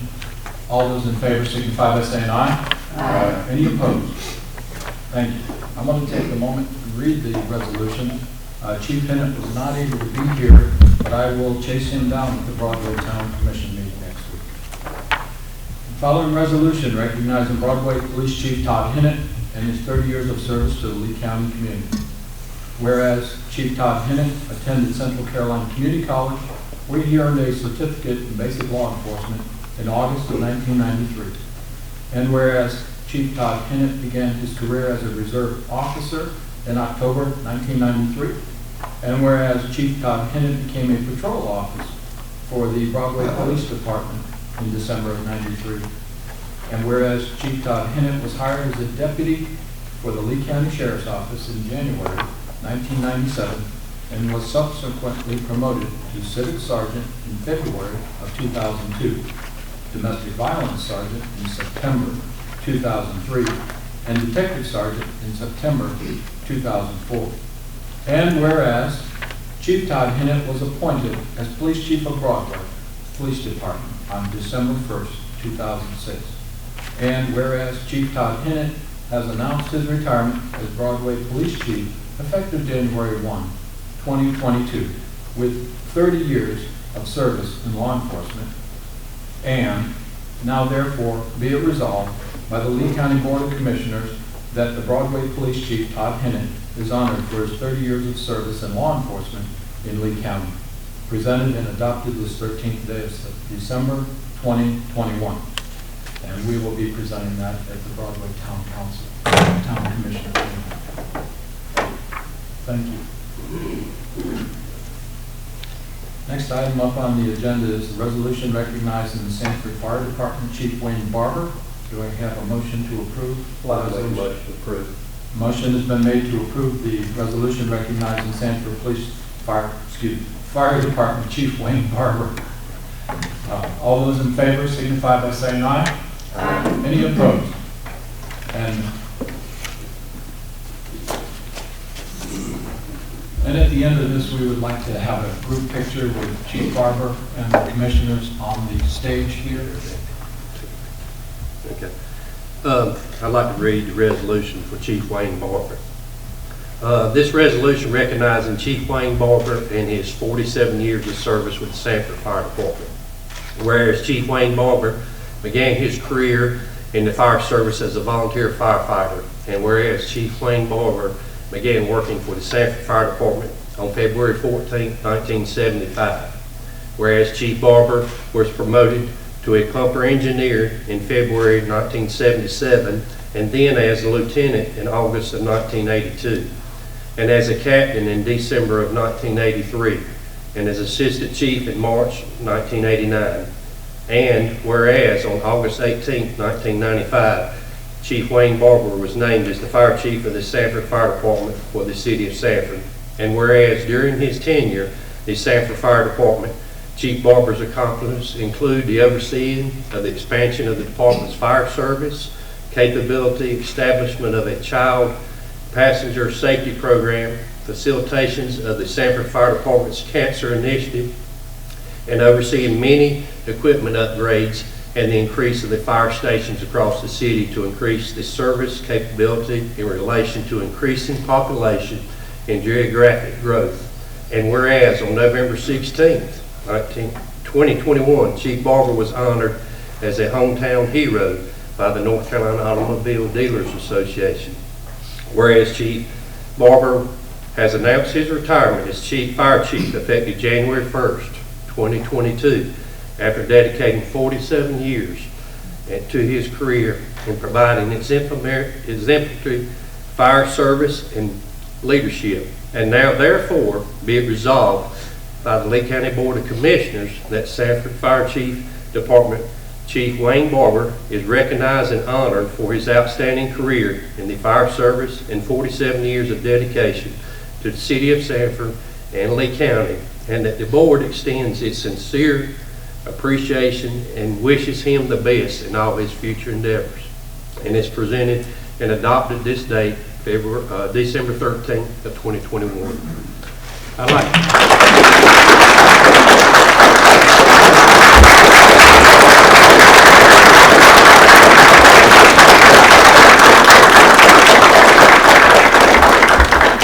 I'd like to make some comments to that. It's kind of personal. This man right here. Hey, grown men crying, it's okay. In 1983, a young man out of high school was hired by the Sanford Fire Department. And for 17 years, I got to work with his brothers and sisters. It's just like law enforcement. The guys, you become a sincere group and you come together. And a lot of these older guys, when they come in, of course, he wasn't too much older than me back in the day. I came in 1983. But as I came in, I didn't go into military service. But these guys taught me honor and service and respect. And that's the same way it is in the law enforcement. But these are tight groups of people when they come together. These guys will always be my brothers, and along with these guys coming up after this. I've been in law enforcement since 1988, and it's a brotherhood and sisterhood. This man has dedicated his life to that job. I mean, a lot, maybe some might know, he didn't have kids, but we were his baby. That fire department in the city of Sanford was his baby. He loved it. Anytime you needed him, that man was there. And I admire and I appreciate him for what he brought me up to. And I think me being in this type office is a part of this man right here. Thank you, Chief.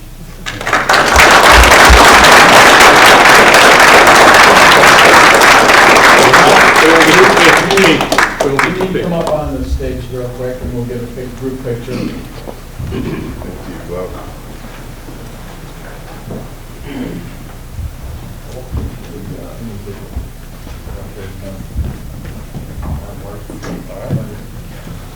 Yeah, they're about.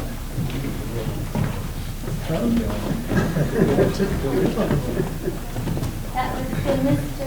Schwab. All right, there we go, found our window. All right, ready, 3, 2, 1.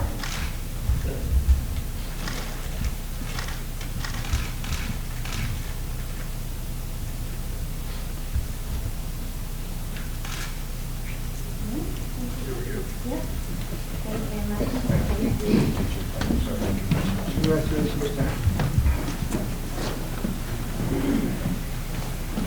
Chief, we have the sheriff's department here. They will not be tagging your vehicle. We'll do it. Thank you. After the city council recognized the chief the other night, they went out and took that yellow do not enter tape and wrapped it all around his vehicle. I have pictures. Okay.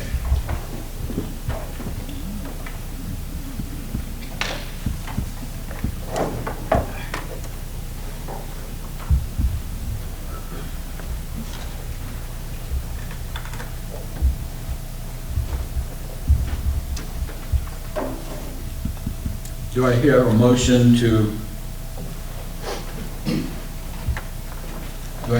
regarding the resolution recognizing Sheriff Carter? The first one's for Chief Deputy Randall Butler. Oh, I'm on the order. I'll stand corrected. I have no idea. Gotta love your clerk. Do I have a resolution, a motion to recognize resolution recognizing Chief Deputy Randall Butler? Motion's been made to recognize the resolution recognizing Chief Randall Butler. All those in favor signify by saying aye. Aye. Any opposed? Thank you. Chief Deputy.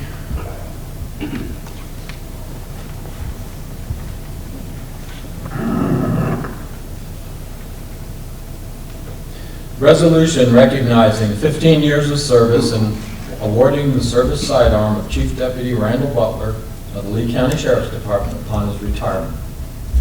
Whereas Chief Deputy Randall Butler began his career with the Lee County Sheriff's Department as Chief Deputy on December 4th of 2006, and whereas Chief Deputy Randall Butler will retire effective January 1, 2022, with 15 years of dedicated service in law enforcement with the Lee County Sheriff's Department, and whereas Lee County Sheriff Tracy Carter has requested to present Chief Deputy Randall Butler with his service sidearm as part of his reward of service in law enforcement in recognition of a job well done in the protection and service to the communities of Lee County.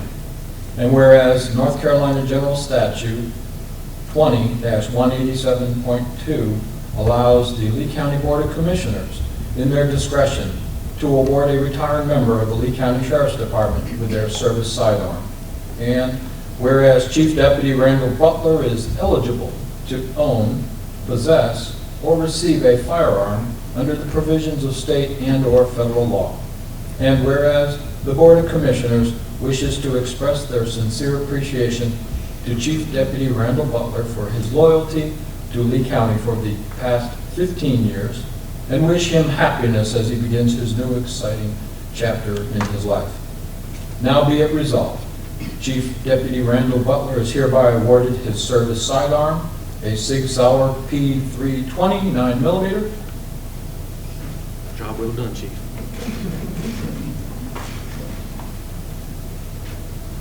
Be it further resolved, the Lee County Board of Commissioners recognizes and honors Chief Deputy Randall Butler for his 15 years of honorable service in protecting and serving the communities of Lee County, presented and adopted this 13th day of December 2021, and I got to sign it.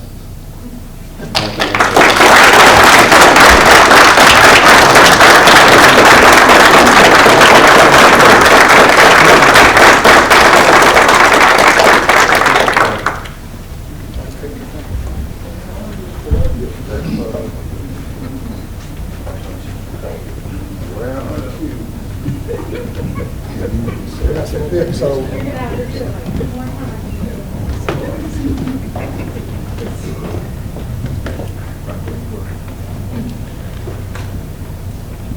Almost a foot missing.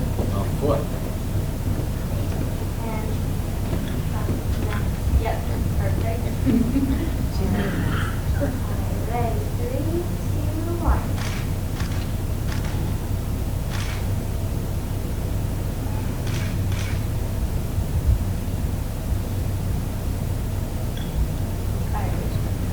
Thank you. congratulations. Exercise. Yes, sir.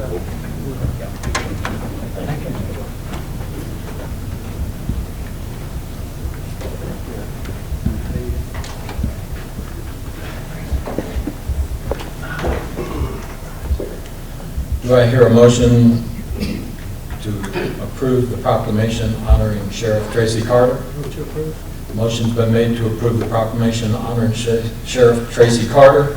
All those in favor signify by saying aye. Aye. Any opposed? Thank you, Sheriff Carter.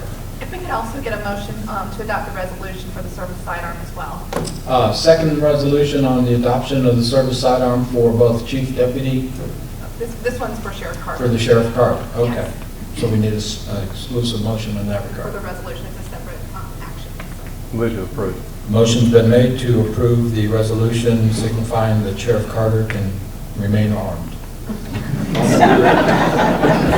All those in favor signify by saying aye. Aye. Any opposed? Thank you. Proclamation honoring Sheriff Tracy Carter. Whereas Sheriff Tracy Carter began his career in law enforcement with the Town of Broadway Police Department in 1986, working part-time before accepting a full-time position as a jail officer, and later that same year becoming a deputy sheriff and dare officer with the Lee County Sheriff's Department. And whereas in 1993, Sheriff Tracy Carter accepted a position with Lee County Schools as the first Chief of Special Police, serving through 2006. This plan is going to have a 3 to 5 year CIP plan, so we don't anticipate knocking out 10 years worth of work in 1 year. Although it'd be great, but we do have. His plans will be in the CIP. Yeah. It will be in our operational budget. He's coming forward with a CIP plan. Any other questions from Mr. Wood or Mr. Keel? Excuse me, how many parks do we actually have? 9. And are they all listed by address on the website? Yes, sir. Yeah, okay. Thank you.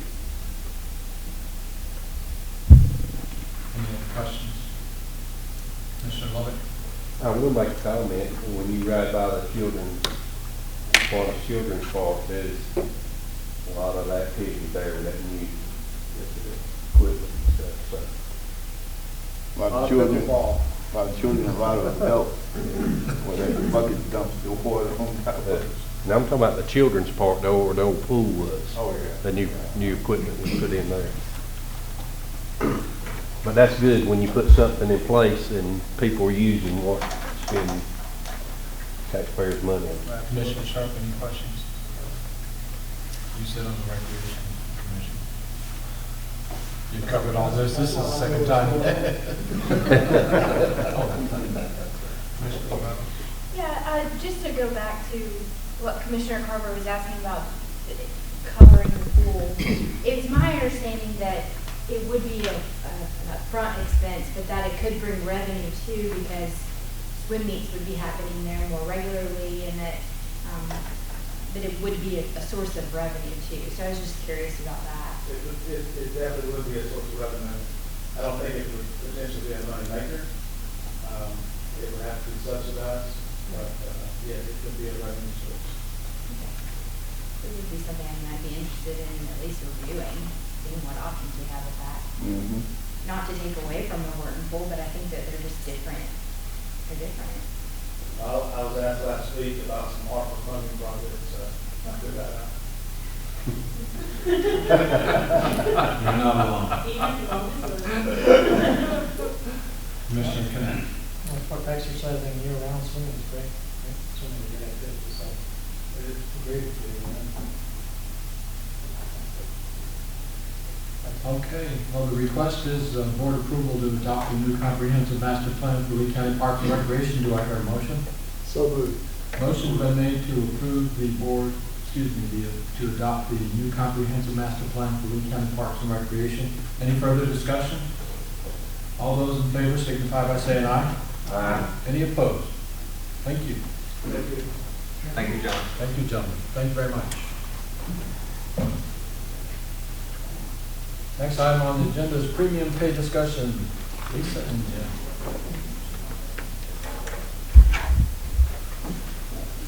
Good evening. I would like to introduce to you at this point Jen Waterhouse, who is our new fiscal recovery manager.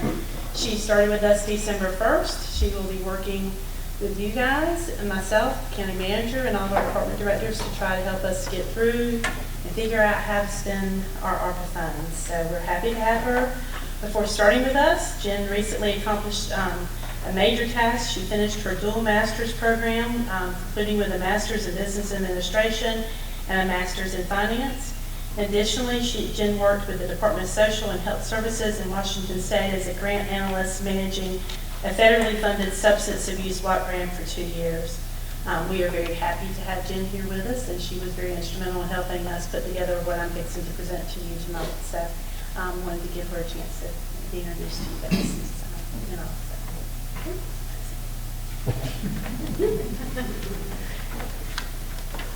Okay, in your package of information, you have a group of papers put together that include the premium pay policy, the PowerPoint that I'm fixing to go over, and then a couple other documents that we'll discuss in the end if you decide to fund to approve the premium pay. And let me go ahead and apologize that somewhere during this I will say performance pay instead of premium pay. So that happened for the last week and a half. So start with ARPA funds do authorize the allowance of premium pay to eligible workers performing essential work during the COVID-19 public health emergency. We have gone through and established and reviewed things and determined that eligibility includes that you must perform essential work during the pandemic. And essential work is defined as work that is not performed while teleworking from a residence and involves regular in-person interaction with patients, the public, or co-workers of individuals performing the work, or regular handling of materials or items that were handled by patients, the public, or co-workers of the individuals performing the work. The eligibility period that we are looking at in this policy is from June 14th, 2020 to May 17th, 2021. That May 17th date was then when we released the county under our state of emergency. We've gone through and surveyed all the department heads and their, to look at their employees to tell us who teleworked during that time frame, and then whether or not employees met the other criteria. Elected positions are not eligible to be paid premium pay from ARPA funds. And then employees whose total wages would exceed 150% of the state's average annual wage of $51,010, or the equivalent of $76,515, will not be eligible under the ARPA funds and will be compensated through other funding sources. So if we have employees who exceed that limit, their premium pay would come from the general fund in our proposal. The proposed awards for full-time employees, if they were hired on or before August 14th, 2020, I'm sorry, I had to stop and think how we did this. It looked different. That's $1,500 is the amount. If they were hired during the next time frame, they would receive 75% of that, or $1,125. The next section is 50% at $750, and then if they were hired on February 15th or before May 17th, they would only receive 25% of $375. We anticipate that employees would clear 1,000, 750, 500, and 250 roughly is what we're looking to try to do there. Temporary employees are a little bit different.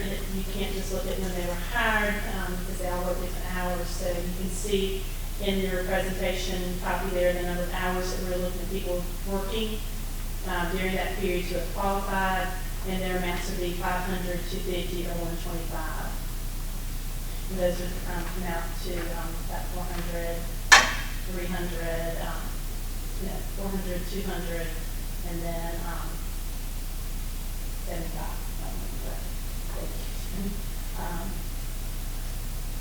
The cost for the premium pay for the employees to meet the ARPA requirements are estimated to be $388,917, and the cost to the general fund for the employees who do not meet the ARPA requirements would be approximately $230,180.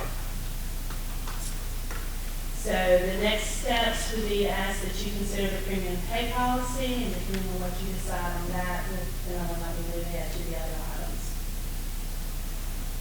I'll be glad to answer your questions. That's a very brief overview of the policy. I'll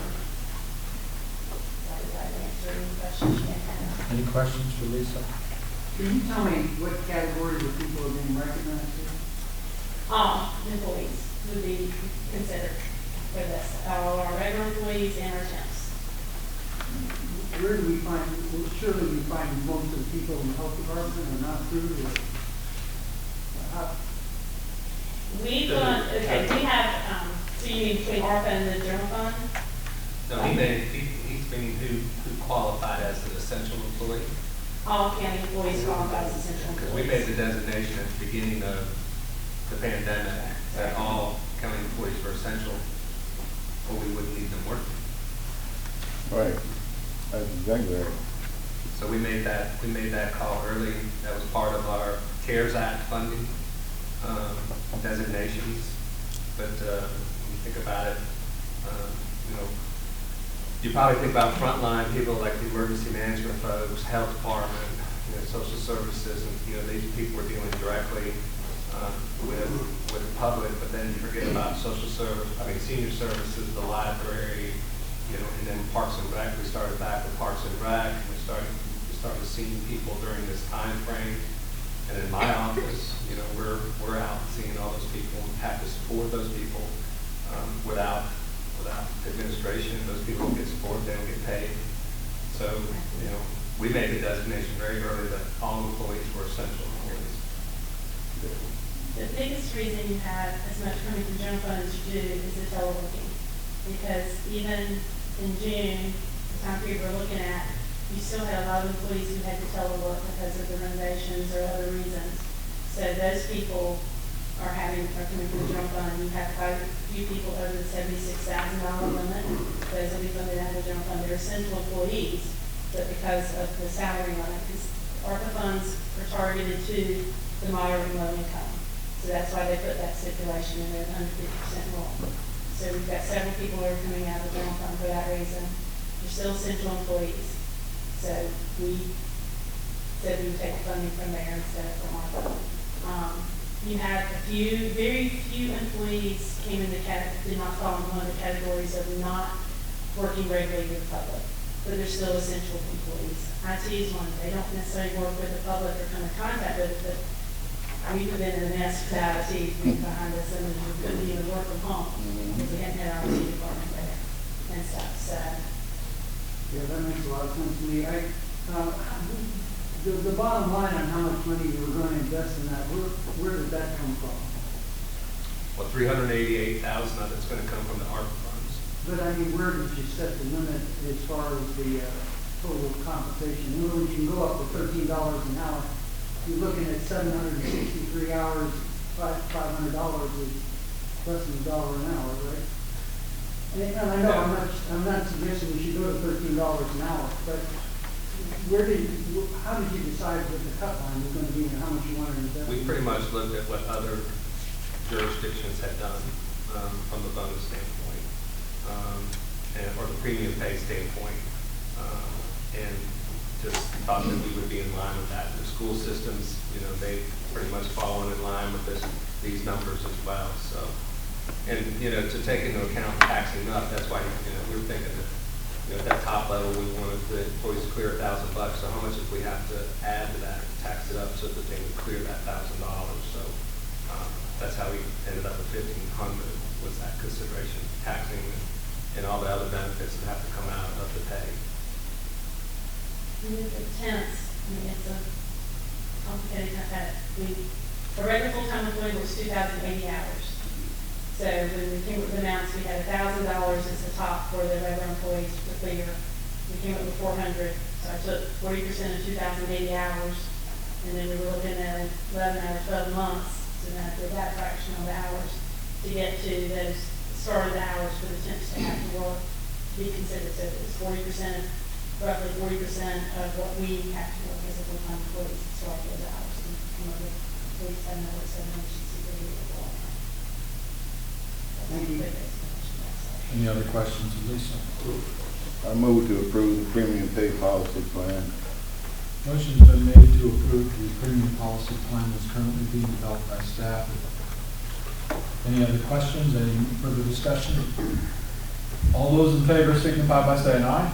Aye. Any opposed? Thank you. A couple more things I need you to do. We have the option of either paying, well, we have three options. You can either pay this Friday, December 17th. You can either pay Wednesday, December 22nd, or you can pay it out sometime in the new year. So I need to know which day you prefer that we go ahead and that we pay this. When do you recommend? I'm sorry, when was JT again? Friday, December 17th, this coming Friday. I recommend the 22nd. I recommend the 17th. Either one's going to impact my staff the same way, so I will, totally whatever. Yeah, I move with the 17th. Let's do them as soon as possible. Motion's been made to approve the 17th of December to pay out the premium pay that we just adopted policy. Any further discussion? All those in favor signify by saying aye. Aye. Any opposed? Thank you very much. Two more things, And I'm sorry. I'm looking. I need you to approve the grant project ordinance amendment number 1 that's in your package, and that's simply allocating the $388,917 of ARPA money in that project ordinance. Move to approve. Motion's been made to approve the grant ordinance amendment number 1 that's in your packet. Any further discussion, questions? All those in favor signify by saying aye. Aye. Any opposed? Thank you. Last And then one. budget amendment 12, 13, 21-11. All these rules, we're just trying to make sure we're covering our. Remember, she had a good one. Everything else. She's worked hard on this. She and Jen have worked real hard on this I last believe week, it. 2 weeks. Let's just get it over with. Do I hear a motion to approve budget amendment So moved. 12-13? Motion's been made. Any further discussion? All those in favor signify by saying aye. Aye. Any opposed? Thank you. Thank you. I will tell you, we will be coming back in January with the general fund budget amendment, but we felt like there's money to cover those salaries at this point, and felt like we could do that after the checks were actually written and could have better breakdown of the numbers for you. Thank you very much for your cooperation, and on behalf of the employees, thank you. Thank you, ma'am. Thank you. That's a lot of work.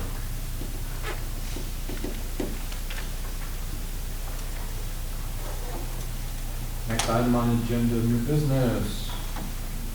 Number 8D, resolution supporting the passage of North Carolina heartbeat bill. That's for the general public knowledge. I placed it on the agenda as prerogative of the chair, and working with other counties that are moving through the same resolution. I make a Madam motion. Vice- Yes, Madam Vice Chair. I was just going to say, I make a motion that we approve the resolution supporting the passage of the North Carolina heartbeat bill. Resolution supporting passage of the North Carolina heartbeat bill. Motion was made. Any questions, discussion? I have a few things. Yes, sir. First of all, I think this is beyond the scope of the board to address this issue. I don't know about you guys, but I was elected to bring jobs, build schools, support teachers, and staff, and keep them working here via a supplement that you guys did not choose to give them during the pandemic. And also, I think I was elected by my constituents to help lower the taxes here in Lee County, which I've supported twice. As far as the heartbeat bill, as far as I know, the North Carolina General Assembly has not had a public hearing on this, and if they wanted the support of the people, they'd have a public hearing. Kind of like we didn't have a public hearing on the redistricting of maps like y'all approved. Kind of like that. The only way that I can support this bill or this resolution, but the only way I can support it is if you consider Medicaid expansion, either a separate resolution for Medicaid expansion, just for supporting that, or attach it to this, whatever. But I figured if we're dabbling in issues that we really can't do anything about, such as the heartbeat bill, abortion, we might as well dabble in Medicaid expansion as well. It just feels like to me, just like you guys, I want the babies to be born, but I don't want, you want them to be born, but you don't want to take care of them after they're born. The poor people can't take care of them, families in need. I think Medicaid expansion would do that. So I would say, since this is not in the scope of the board, I think if we have issues like this coming up in the future, you need to pick up the phone and call your legislator, your congressman, or your senator. Because I don't think this ain't what people in Lee County expect us as county commissioners to be getting involved with. So with that said, I think I know how this is going to go, but I'm going to make a motion that we attach Medicaid expansion to this resolution. And because we can dabble in state and national level issues, we might as well do it with Medicaid expansion as well. And I'm making a motion at this time to Motion to amend the current resolution. by adding Medicaid expansion, support for Medicaid expansion. Question. There is a motion already on the board. We have a motion on the floor, but he's making a motion to amend it to include Medicaid expansion. Any further discussion on the amendment to the resolution? Is this something that they're asking us to do, or several counties already put their input on, or? I've been approached by the counties, yes, and there are other counties that have done. Okay, so it's a county kind of thing, not a, they're asking for our opinion. There's a resolution establishing the feelings of this board. We have an amendment to the initial motion. Any further discussion on the amendment? I just want clarity on what you said last. Other counties have attached that type of amendment? Oh, I'm sorry. No, we were talking about the original resolution. There wasn't an thought that was, question was other I counties. misunderstood his question. So that has not happened that you know of. Correct. This was straight resolution on Harvey bill. Well, right now we have a motion to amend it to add Medicaid expansion. Any further discussion? All those in favor signify by saying aye to the amendment of the resolution to expand Medicaid. Aye. Any opposed? No. With a show of hands, all the ayes, please. 3. And those opposed? Okay. Back to the original motion. Resolution supporting the passage of the North Carolina heartbeat bill. Any further discussion, questions? Well, yes, I have comments regarding that. You know, I take great pride in coming in trying to do the county's business, not as a Democrat or any other party. I come as a taxpayer and a person who's genuinely interested in the betterment of Lee County for all citizens. And this situation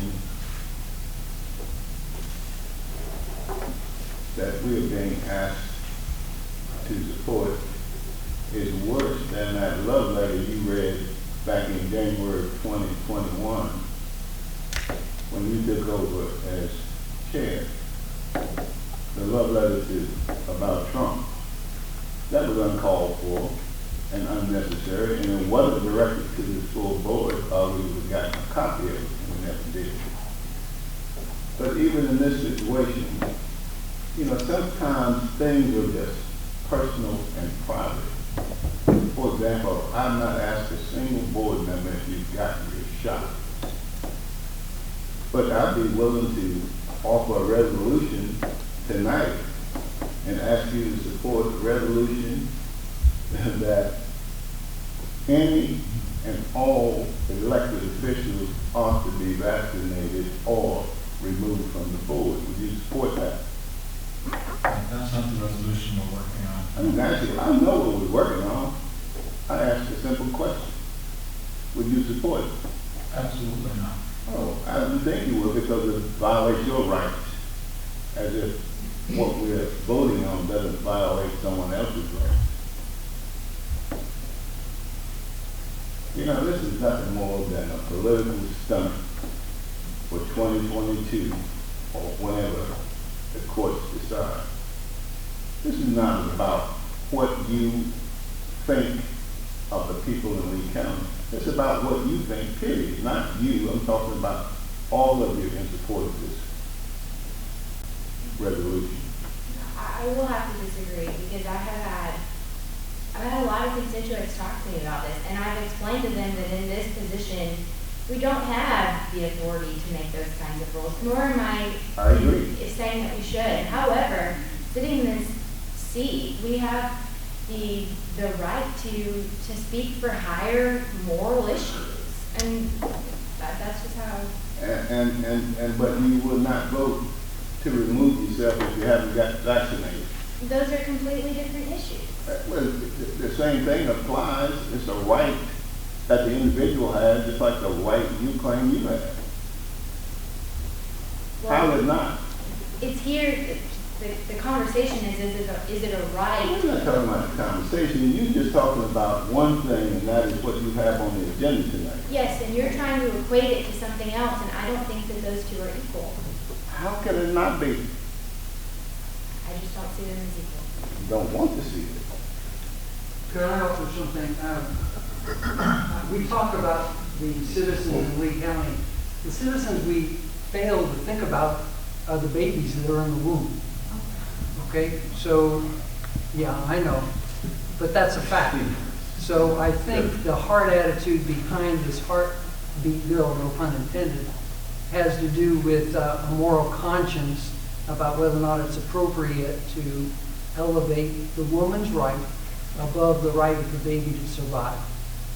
So I would offer that as a reasonable and logical argument. I would just like to add one more thing. I just feel like any of you guys or ladies had a daughter that was raised by some horrible person, I think you'd break your neck to get there and get an abortion. That's just how I feel.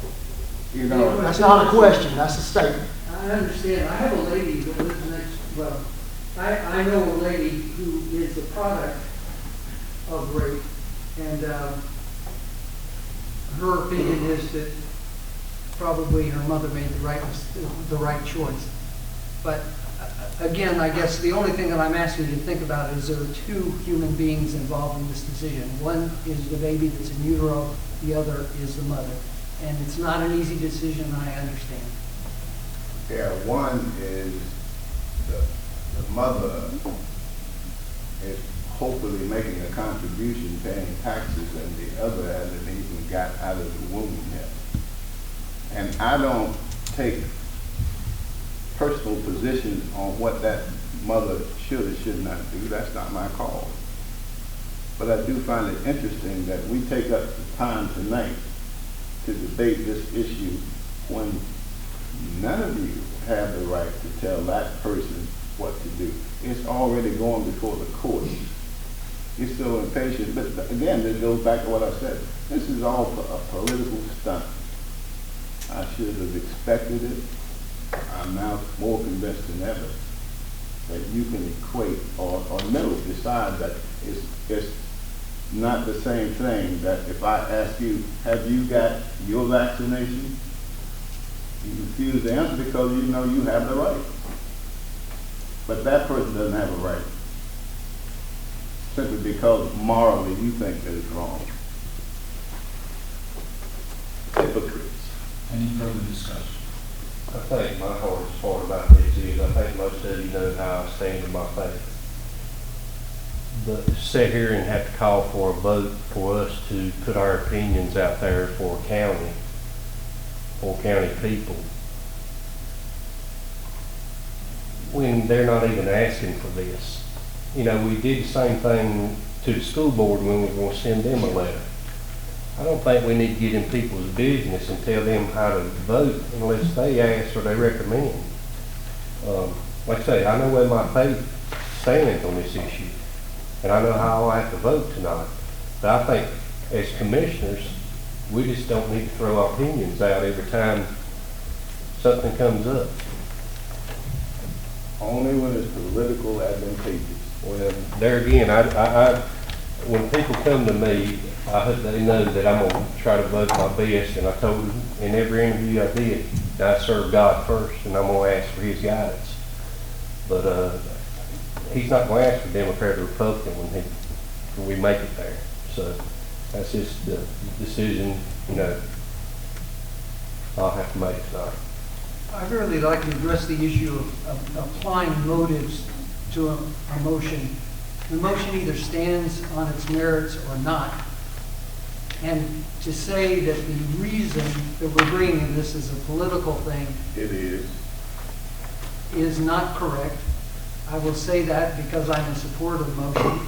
And the reason I would vote for it has to do with the greater issue of the culture and morals of the nation, and being in a position to have some minor influence possibly on the legislature is a privilege, and I think it represents the best standards that we can have as an elected body.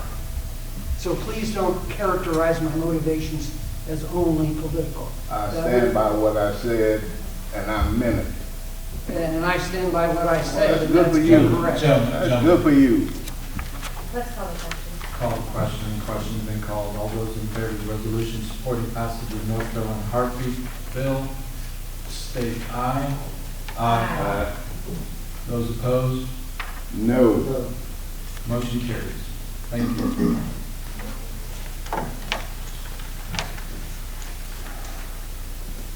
County managers report, sir.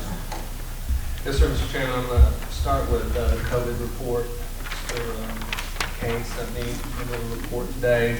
Someone mentioned earlier that we were having an uptick in cases. We hit a low in cases in North Carolina and in Lee County back on the week of 11/21. And the last 2 weeks we've seen about a doubling of our numbers. So we were down to about around 30 30 cases the week of 11/21, and now we're tripling. We're almost at 90 cases of the week of 12/5. And so from what I've heard from over the weekend, their cases were up again. So typical with when you see the ebbs and flows of the virus is up, down, up, down. So we've been down for about 6 or 7 weeks, and now you see that trend starting to inch back up. So we'll be watching it. Mr. Kane and his staff seem to be a little concerned about the trend, so we'll be working with him to see what happens over the next couple of weeks. In my report, starting with the ongoing projects, the courthouse work is getting really close to being finished. Just the upstairs where the old register of deeds and the district attorney's rooms are still being worked on. The jury chambers as well being worked on. That project's almost finished. We're still heavily involved in the project at the government center. Pretty much complete with phase 1 and 2. We're in phase 3, and probably will take all of March to get finished with everything at the government center. I don't know if I mentioned at the last meeting, but we were asked by the judges to change our security protocols at the courthouse now that we've done the renovation. So there'll be a new card system going in place. There'll be limited access to the courthouse, mainly just through the front doors. So the doors that face each other in the courtyard, in the historic courthouse, and in the new court, what we call the new courthouse. Those are the only entrances for the public to access the buildings. Some staff that works in the building will have access to other doors, but the general public, the judges want going through those doors and wants them going through the metal detectors. So we'll see how that goes. That'll be implemented after the first year after we get the equipment for the gate into the parking lot there. Speaking of parking lots, except for a little bit of landscaping and some electrical issues with lighting, the parking lot projects are finished at all 4 locations. You drove in today, you saw that the McSwain Center here was recently sealed, coated. Looked very nice. Staff here is very excited.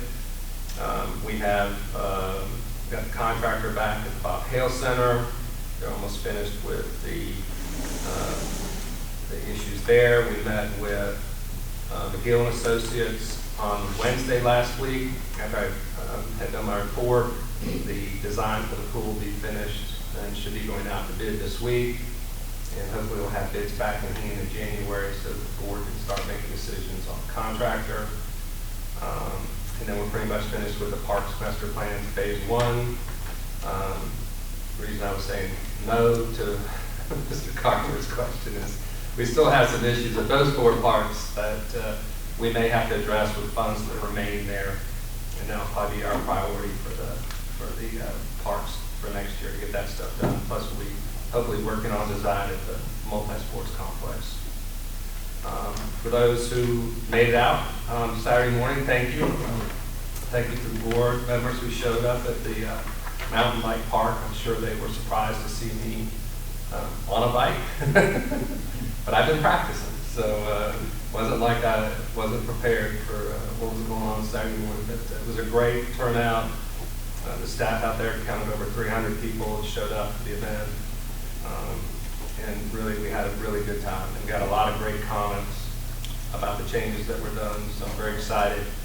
And the Black Diamond folks are about finished. They're back this week to do some minor finishing touches, and they'll be leaving at the end of the week. And then after the first year, Blue Ridge Trail Designs will be looking at the rest of the park on the hiking trails and the single track for bikes. So, Mr. Chair, yes. Those are great. The groups that were out there saying that's so impressive. They were getting really excited about when the Black Diamond comes on. The Double Diamond was not ready on Saturday. No, the rain from. They looked at it and they're like, wow. It is a wow. It is a wow. And, Yeah, this 60-year-old won't be going down. well, the way we started and how nervous they were about, oh, you're tearing everything to the wow. And I asked, can you turn it into competitions? You look easily. That was amazing. So, The thing that we got the most compliments on was the progression. So you started on the right side on the what we call the beginner line, and then you just work your way over to that double black diamond, and you just bite off as much as you can chew. And hopefully you're smart enough to know what your limitations are. I know my limitations are those two runs on the right, and I'm sticking to them. But they're fun, and the ride back up is a decent ride. You get a good workout though, going uphill. So I paid the price for it Sunday morning, but it was fun. And the bike club was out there with hamburgers and hot dogs. We appreciate them doing that, the support that they're already giving us. And they have a big following already, so it's very exciting for everybody. Upcoming events, we're about to hit the Christmas holiday. The offices will be closed December 23rd and 24th and 27th for Christmas. And then on December 31st, we close for New Year's. Remind the board that our meeting schedule has changed. In January, we're meeting on the 10th and the 24th with the budget retreat on the 27th and 28th. So I'd like to thank the commissioners for their support and all that you do for us and staff. Hope everybody has a Merry Christmas, Happy Holiday, and look forward to seeing you all next year. Thank you, Mr. Chairman. Thank you, sir. I'm glad you're back safely today. I know you were watching me. Commissioner comments? Commissioner Lowe. 1 year on the board. It's been a fast year, hasn't it? It has. It's been a fast year. Thank you, each one of you that we've worked together. We have our differences, but that's part of being on any type of board that I've ever been on. You have your differences. But I think we've done great things. Thank you, staff, for working with this old country boy here. So hopefully, when things get normal, I promise each one of them that I'm going to be out to see them, and that promise is still going to stand. But like I say, the mountain bike trail the other day, pretty good walk too, and Cameron and Bill and Kurt, good walk. So, and good to see people out at our parades.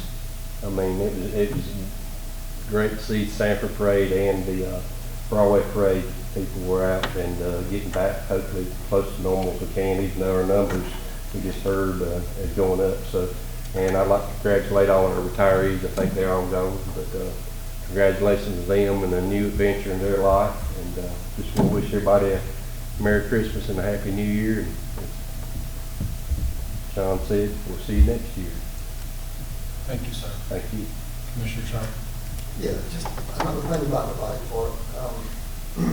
Thought it was interesting when we were out in the parking lot, you were there with us, and we saw several cars from different states, a couple from Georgia, New York, Florida, and we approached some of them, and they were bragging about our facility. And talked to Dr. Brian Smith from here in town, and he said he's been all up and down the East Coast riding these kind of trails and whatnot, and he said that there's none that are any better than what we have here, so I was proud to hear that. That's good to hear. Anything else, sir? That's it. Commissioner Lavelle. Yes, a couple updates. The Partnership for Children and Families met this month, and during the meeting, they reviewed the financial reports and some program updates. They have really been doing a lot these past few months. They have several different donation opportunities too for the holiday season, so consider giving to the Lee County Partnership for Children. And the North Carolina Child Fatality Task Force met last week and discussed several legislative goals that they're deciding on supporting. The subcommittees are in the process of making different recommendations for action items, and those will be voted on in January. And then lastly, the Juvenile Crime Prevention Council met tonight, but they met during our workshop, so I was not able to attend. But Based on their agenda, they have adjusted the time that they meet. We will now be meeting virtually at 4 p.m. on the third Monday of the month. And those meetings are open to the public at anyone wanting to join in. And that's all I have. Unless everyone has a Merry Christmas. Thank you. Thank you, ma'am. Commissioner, could I say, everybody be safe in their travels? Commissioner Carver? Yeah, just wanted to mention that I'm trusting everyone has a Merry Christmas, remembering that we're celebrating the birth of Jesus, and that was just his first visit. So we're expecting him back again soon. We'll see how that goes. And again, Merry Christmas to everybody. I'm so thankful that we live in a community that express a variety of attitudes and thoughts, and the fact that we're open enough to be able to discuss them is important. We as Americans have that privilege. Religion falls in that category, Christianity, what you want to call it. Other things that we discuss here also do. And I'm just thankful that we have that forum to be able to discuss it, and we can walk away from one another still respecting each other. Thank you. Thank you. Madam Clerk, I need an addition to the public comments. This came through email. I read it. I'm going to read it publicly. Mary Harris, 2702 Sunnybrook Drive, Sanford, North Carolina. Mary writes, I object to the resolution supporting House Bill 31. This is not your business. This is between a woman, her conscience, her doctor, and her God. Thank you sincerely, Mary Harris. And I apologize for not adding that to the public comments. Let me check my emails real quick. I'm sorry, that's the only one I got. Okay. I just want to say, on the 7th of December, we had the 80th anniversary of Pearl Harbor. A remembrance because VFW Post 5631 is named in honor of U.S. Army Sergeant Stanley McLeod, who died at Hickam Army Airfield on that fateful morning. He earned the Legion of Merit for simply taking a Thompson machine gun, submachine gun, it's a 45 caliber, it's about accurate out to 100 yards. Well, let me rephrase that. It's accurate out to about 25 yards, and at 100 yards is the maximum range. And he was engaging Japanese bombers. Unfortunately, he was hit by shrapnel and succumbed to his wounds. He is currently buried at Hickam Army Airfield in Hawaii. And we had a very nice time with his niece and her husband. Brought out a lot of his mementos and presented them to the public. I do want to commend the Lumberton High School Junior ROTC Color Guard. They came to honor the 80th anniversary or remembrance of Pearl Harbor on behalf of their school for allowing them to come all the way up from Lumberton. The mountain bike at Gravity Park at San Lee, it was amazing. The comments we got, very positive, very upbeat. I did make a comment regarding the fact that here you have a government entity that shuts down a wildlife facility in April and then turns around and invests $100,000 in taxpayer money to recreate it, build it even better, and have it done by December in such a short period of time. I commend the board for its support. I commend Parks and Recs for their support in building and following through. The manager for finding the right people to make it happen, because there's a lot of happy mountain bikers, not only in Lee County, but all over the southeast. So just giving you a heads up on that. You'll probably see a big crowd there on a regular basis because it is a major draw. That said, I wish everyone, each and every one of you, a Merry Christmas and a happy, healthy, and prosperous New Year. Do I hear a motion to adjourn? So moved. Motion's been made to adjourn. Any discussion? All those in favor signify by saying aye. Aye. We are now adjourned. Thank you.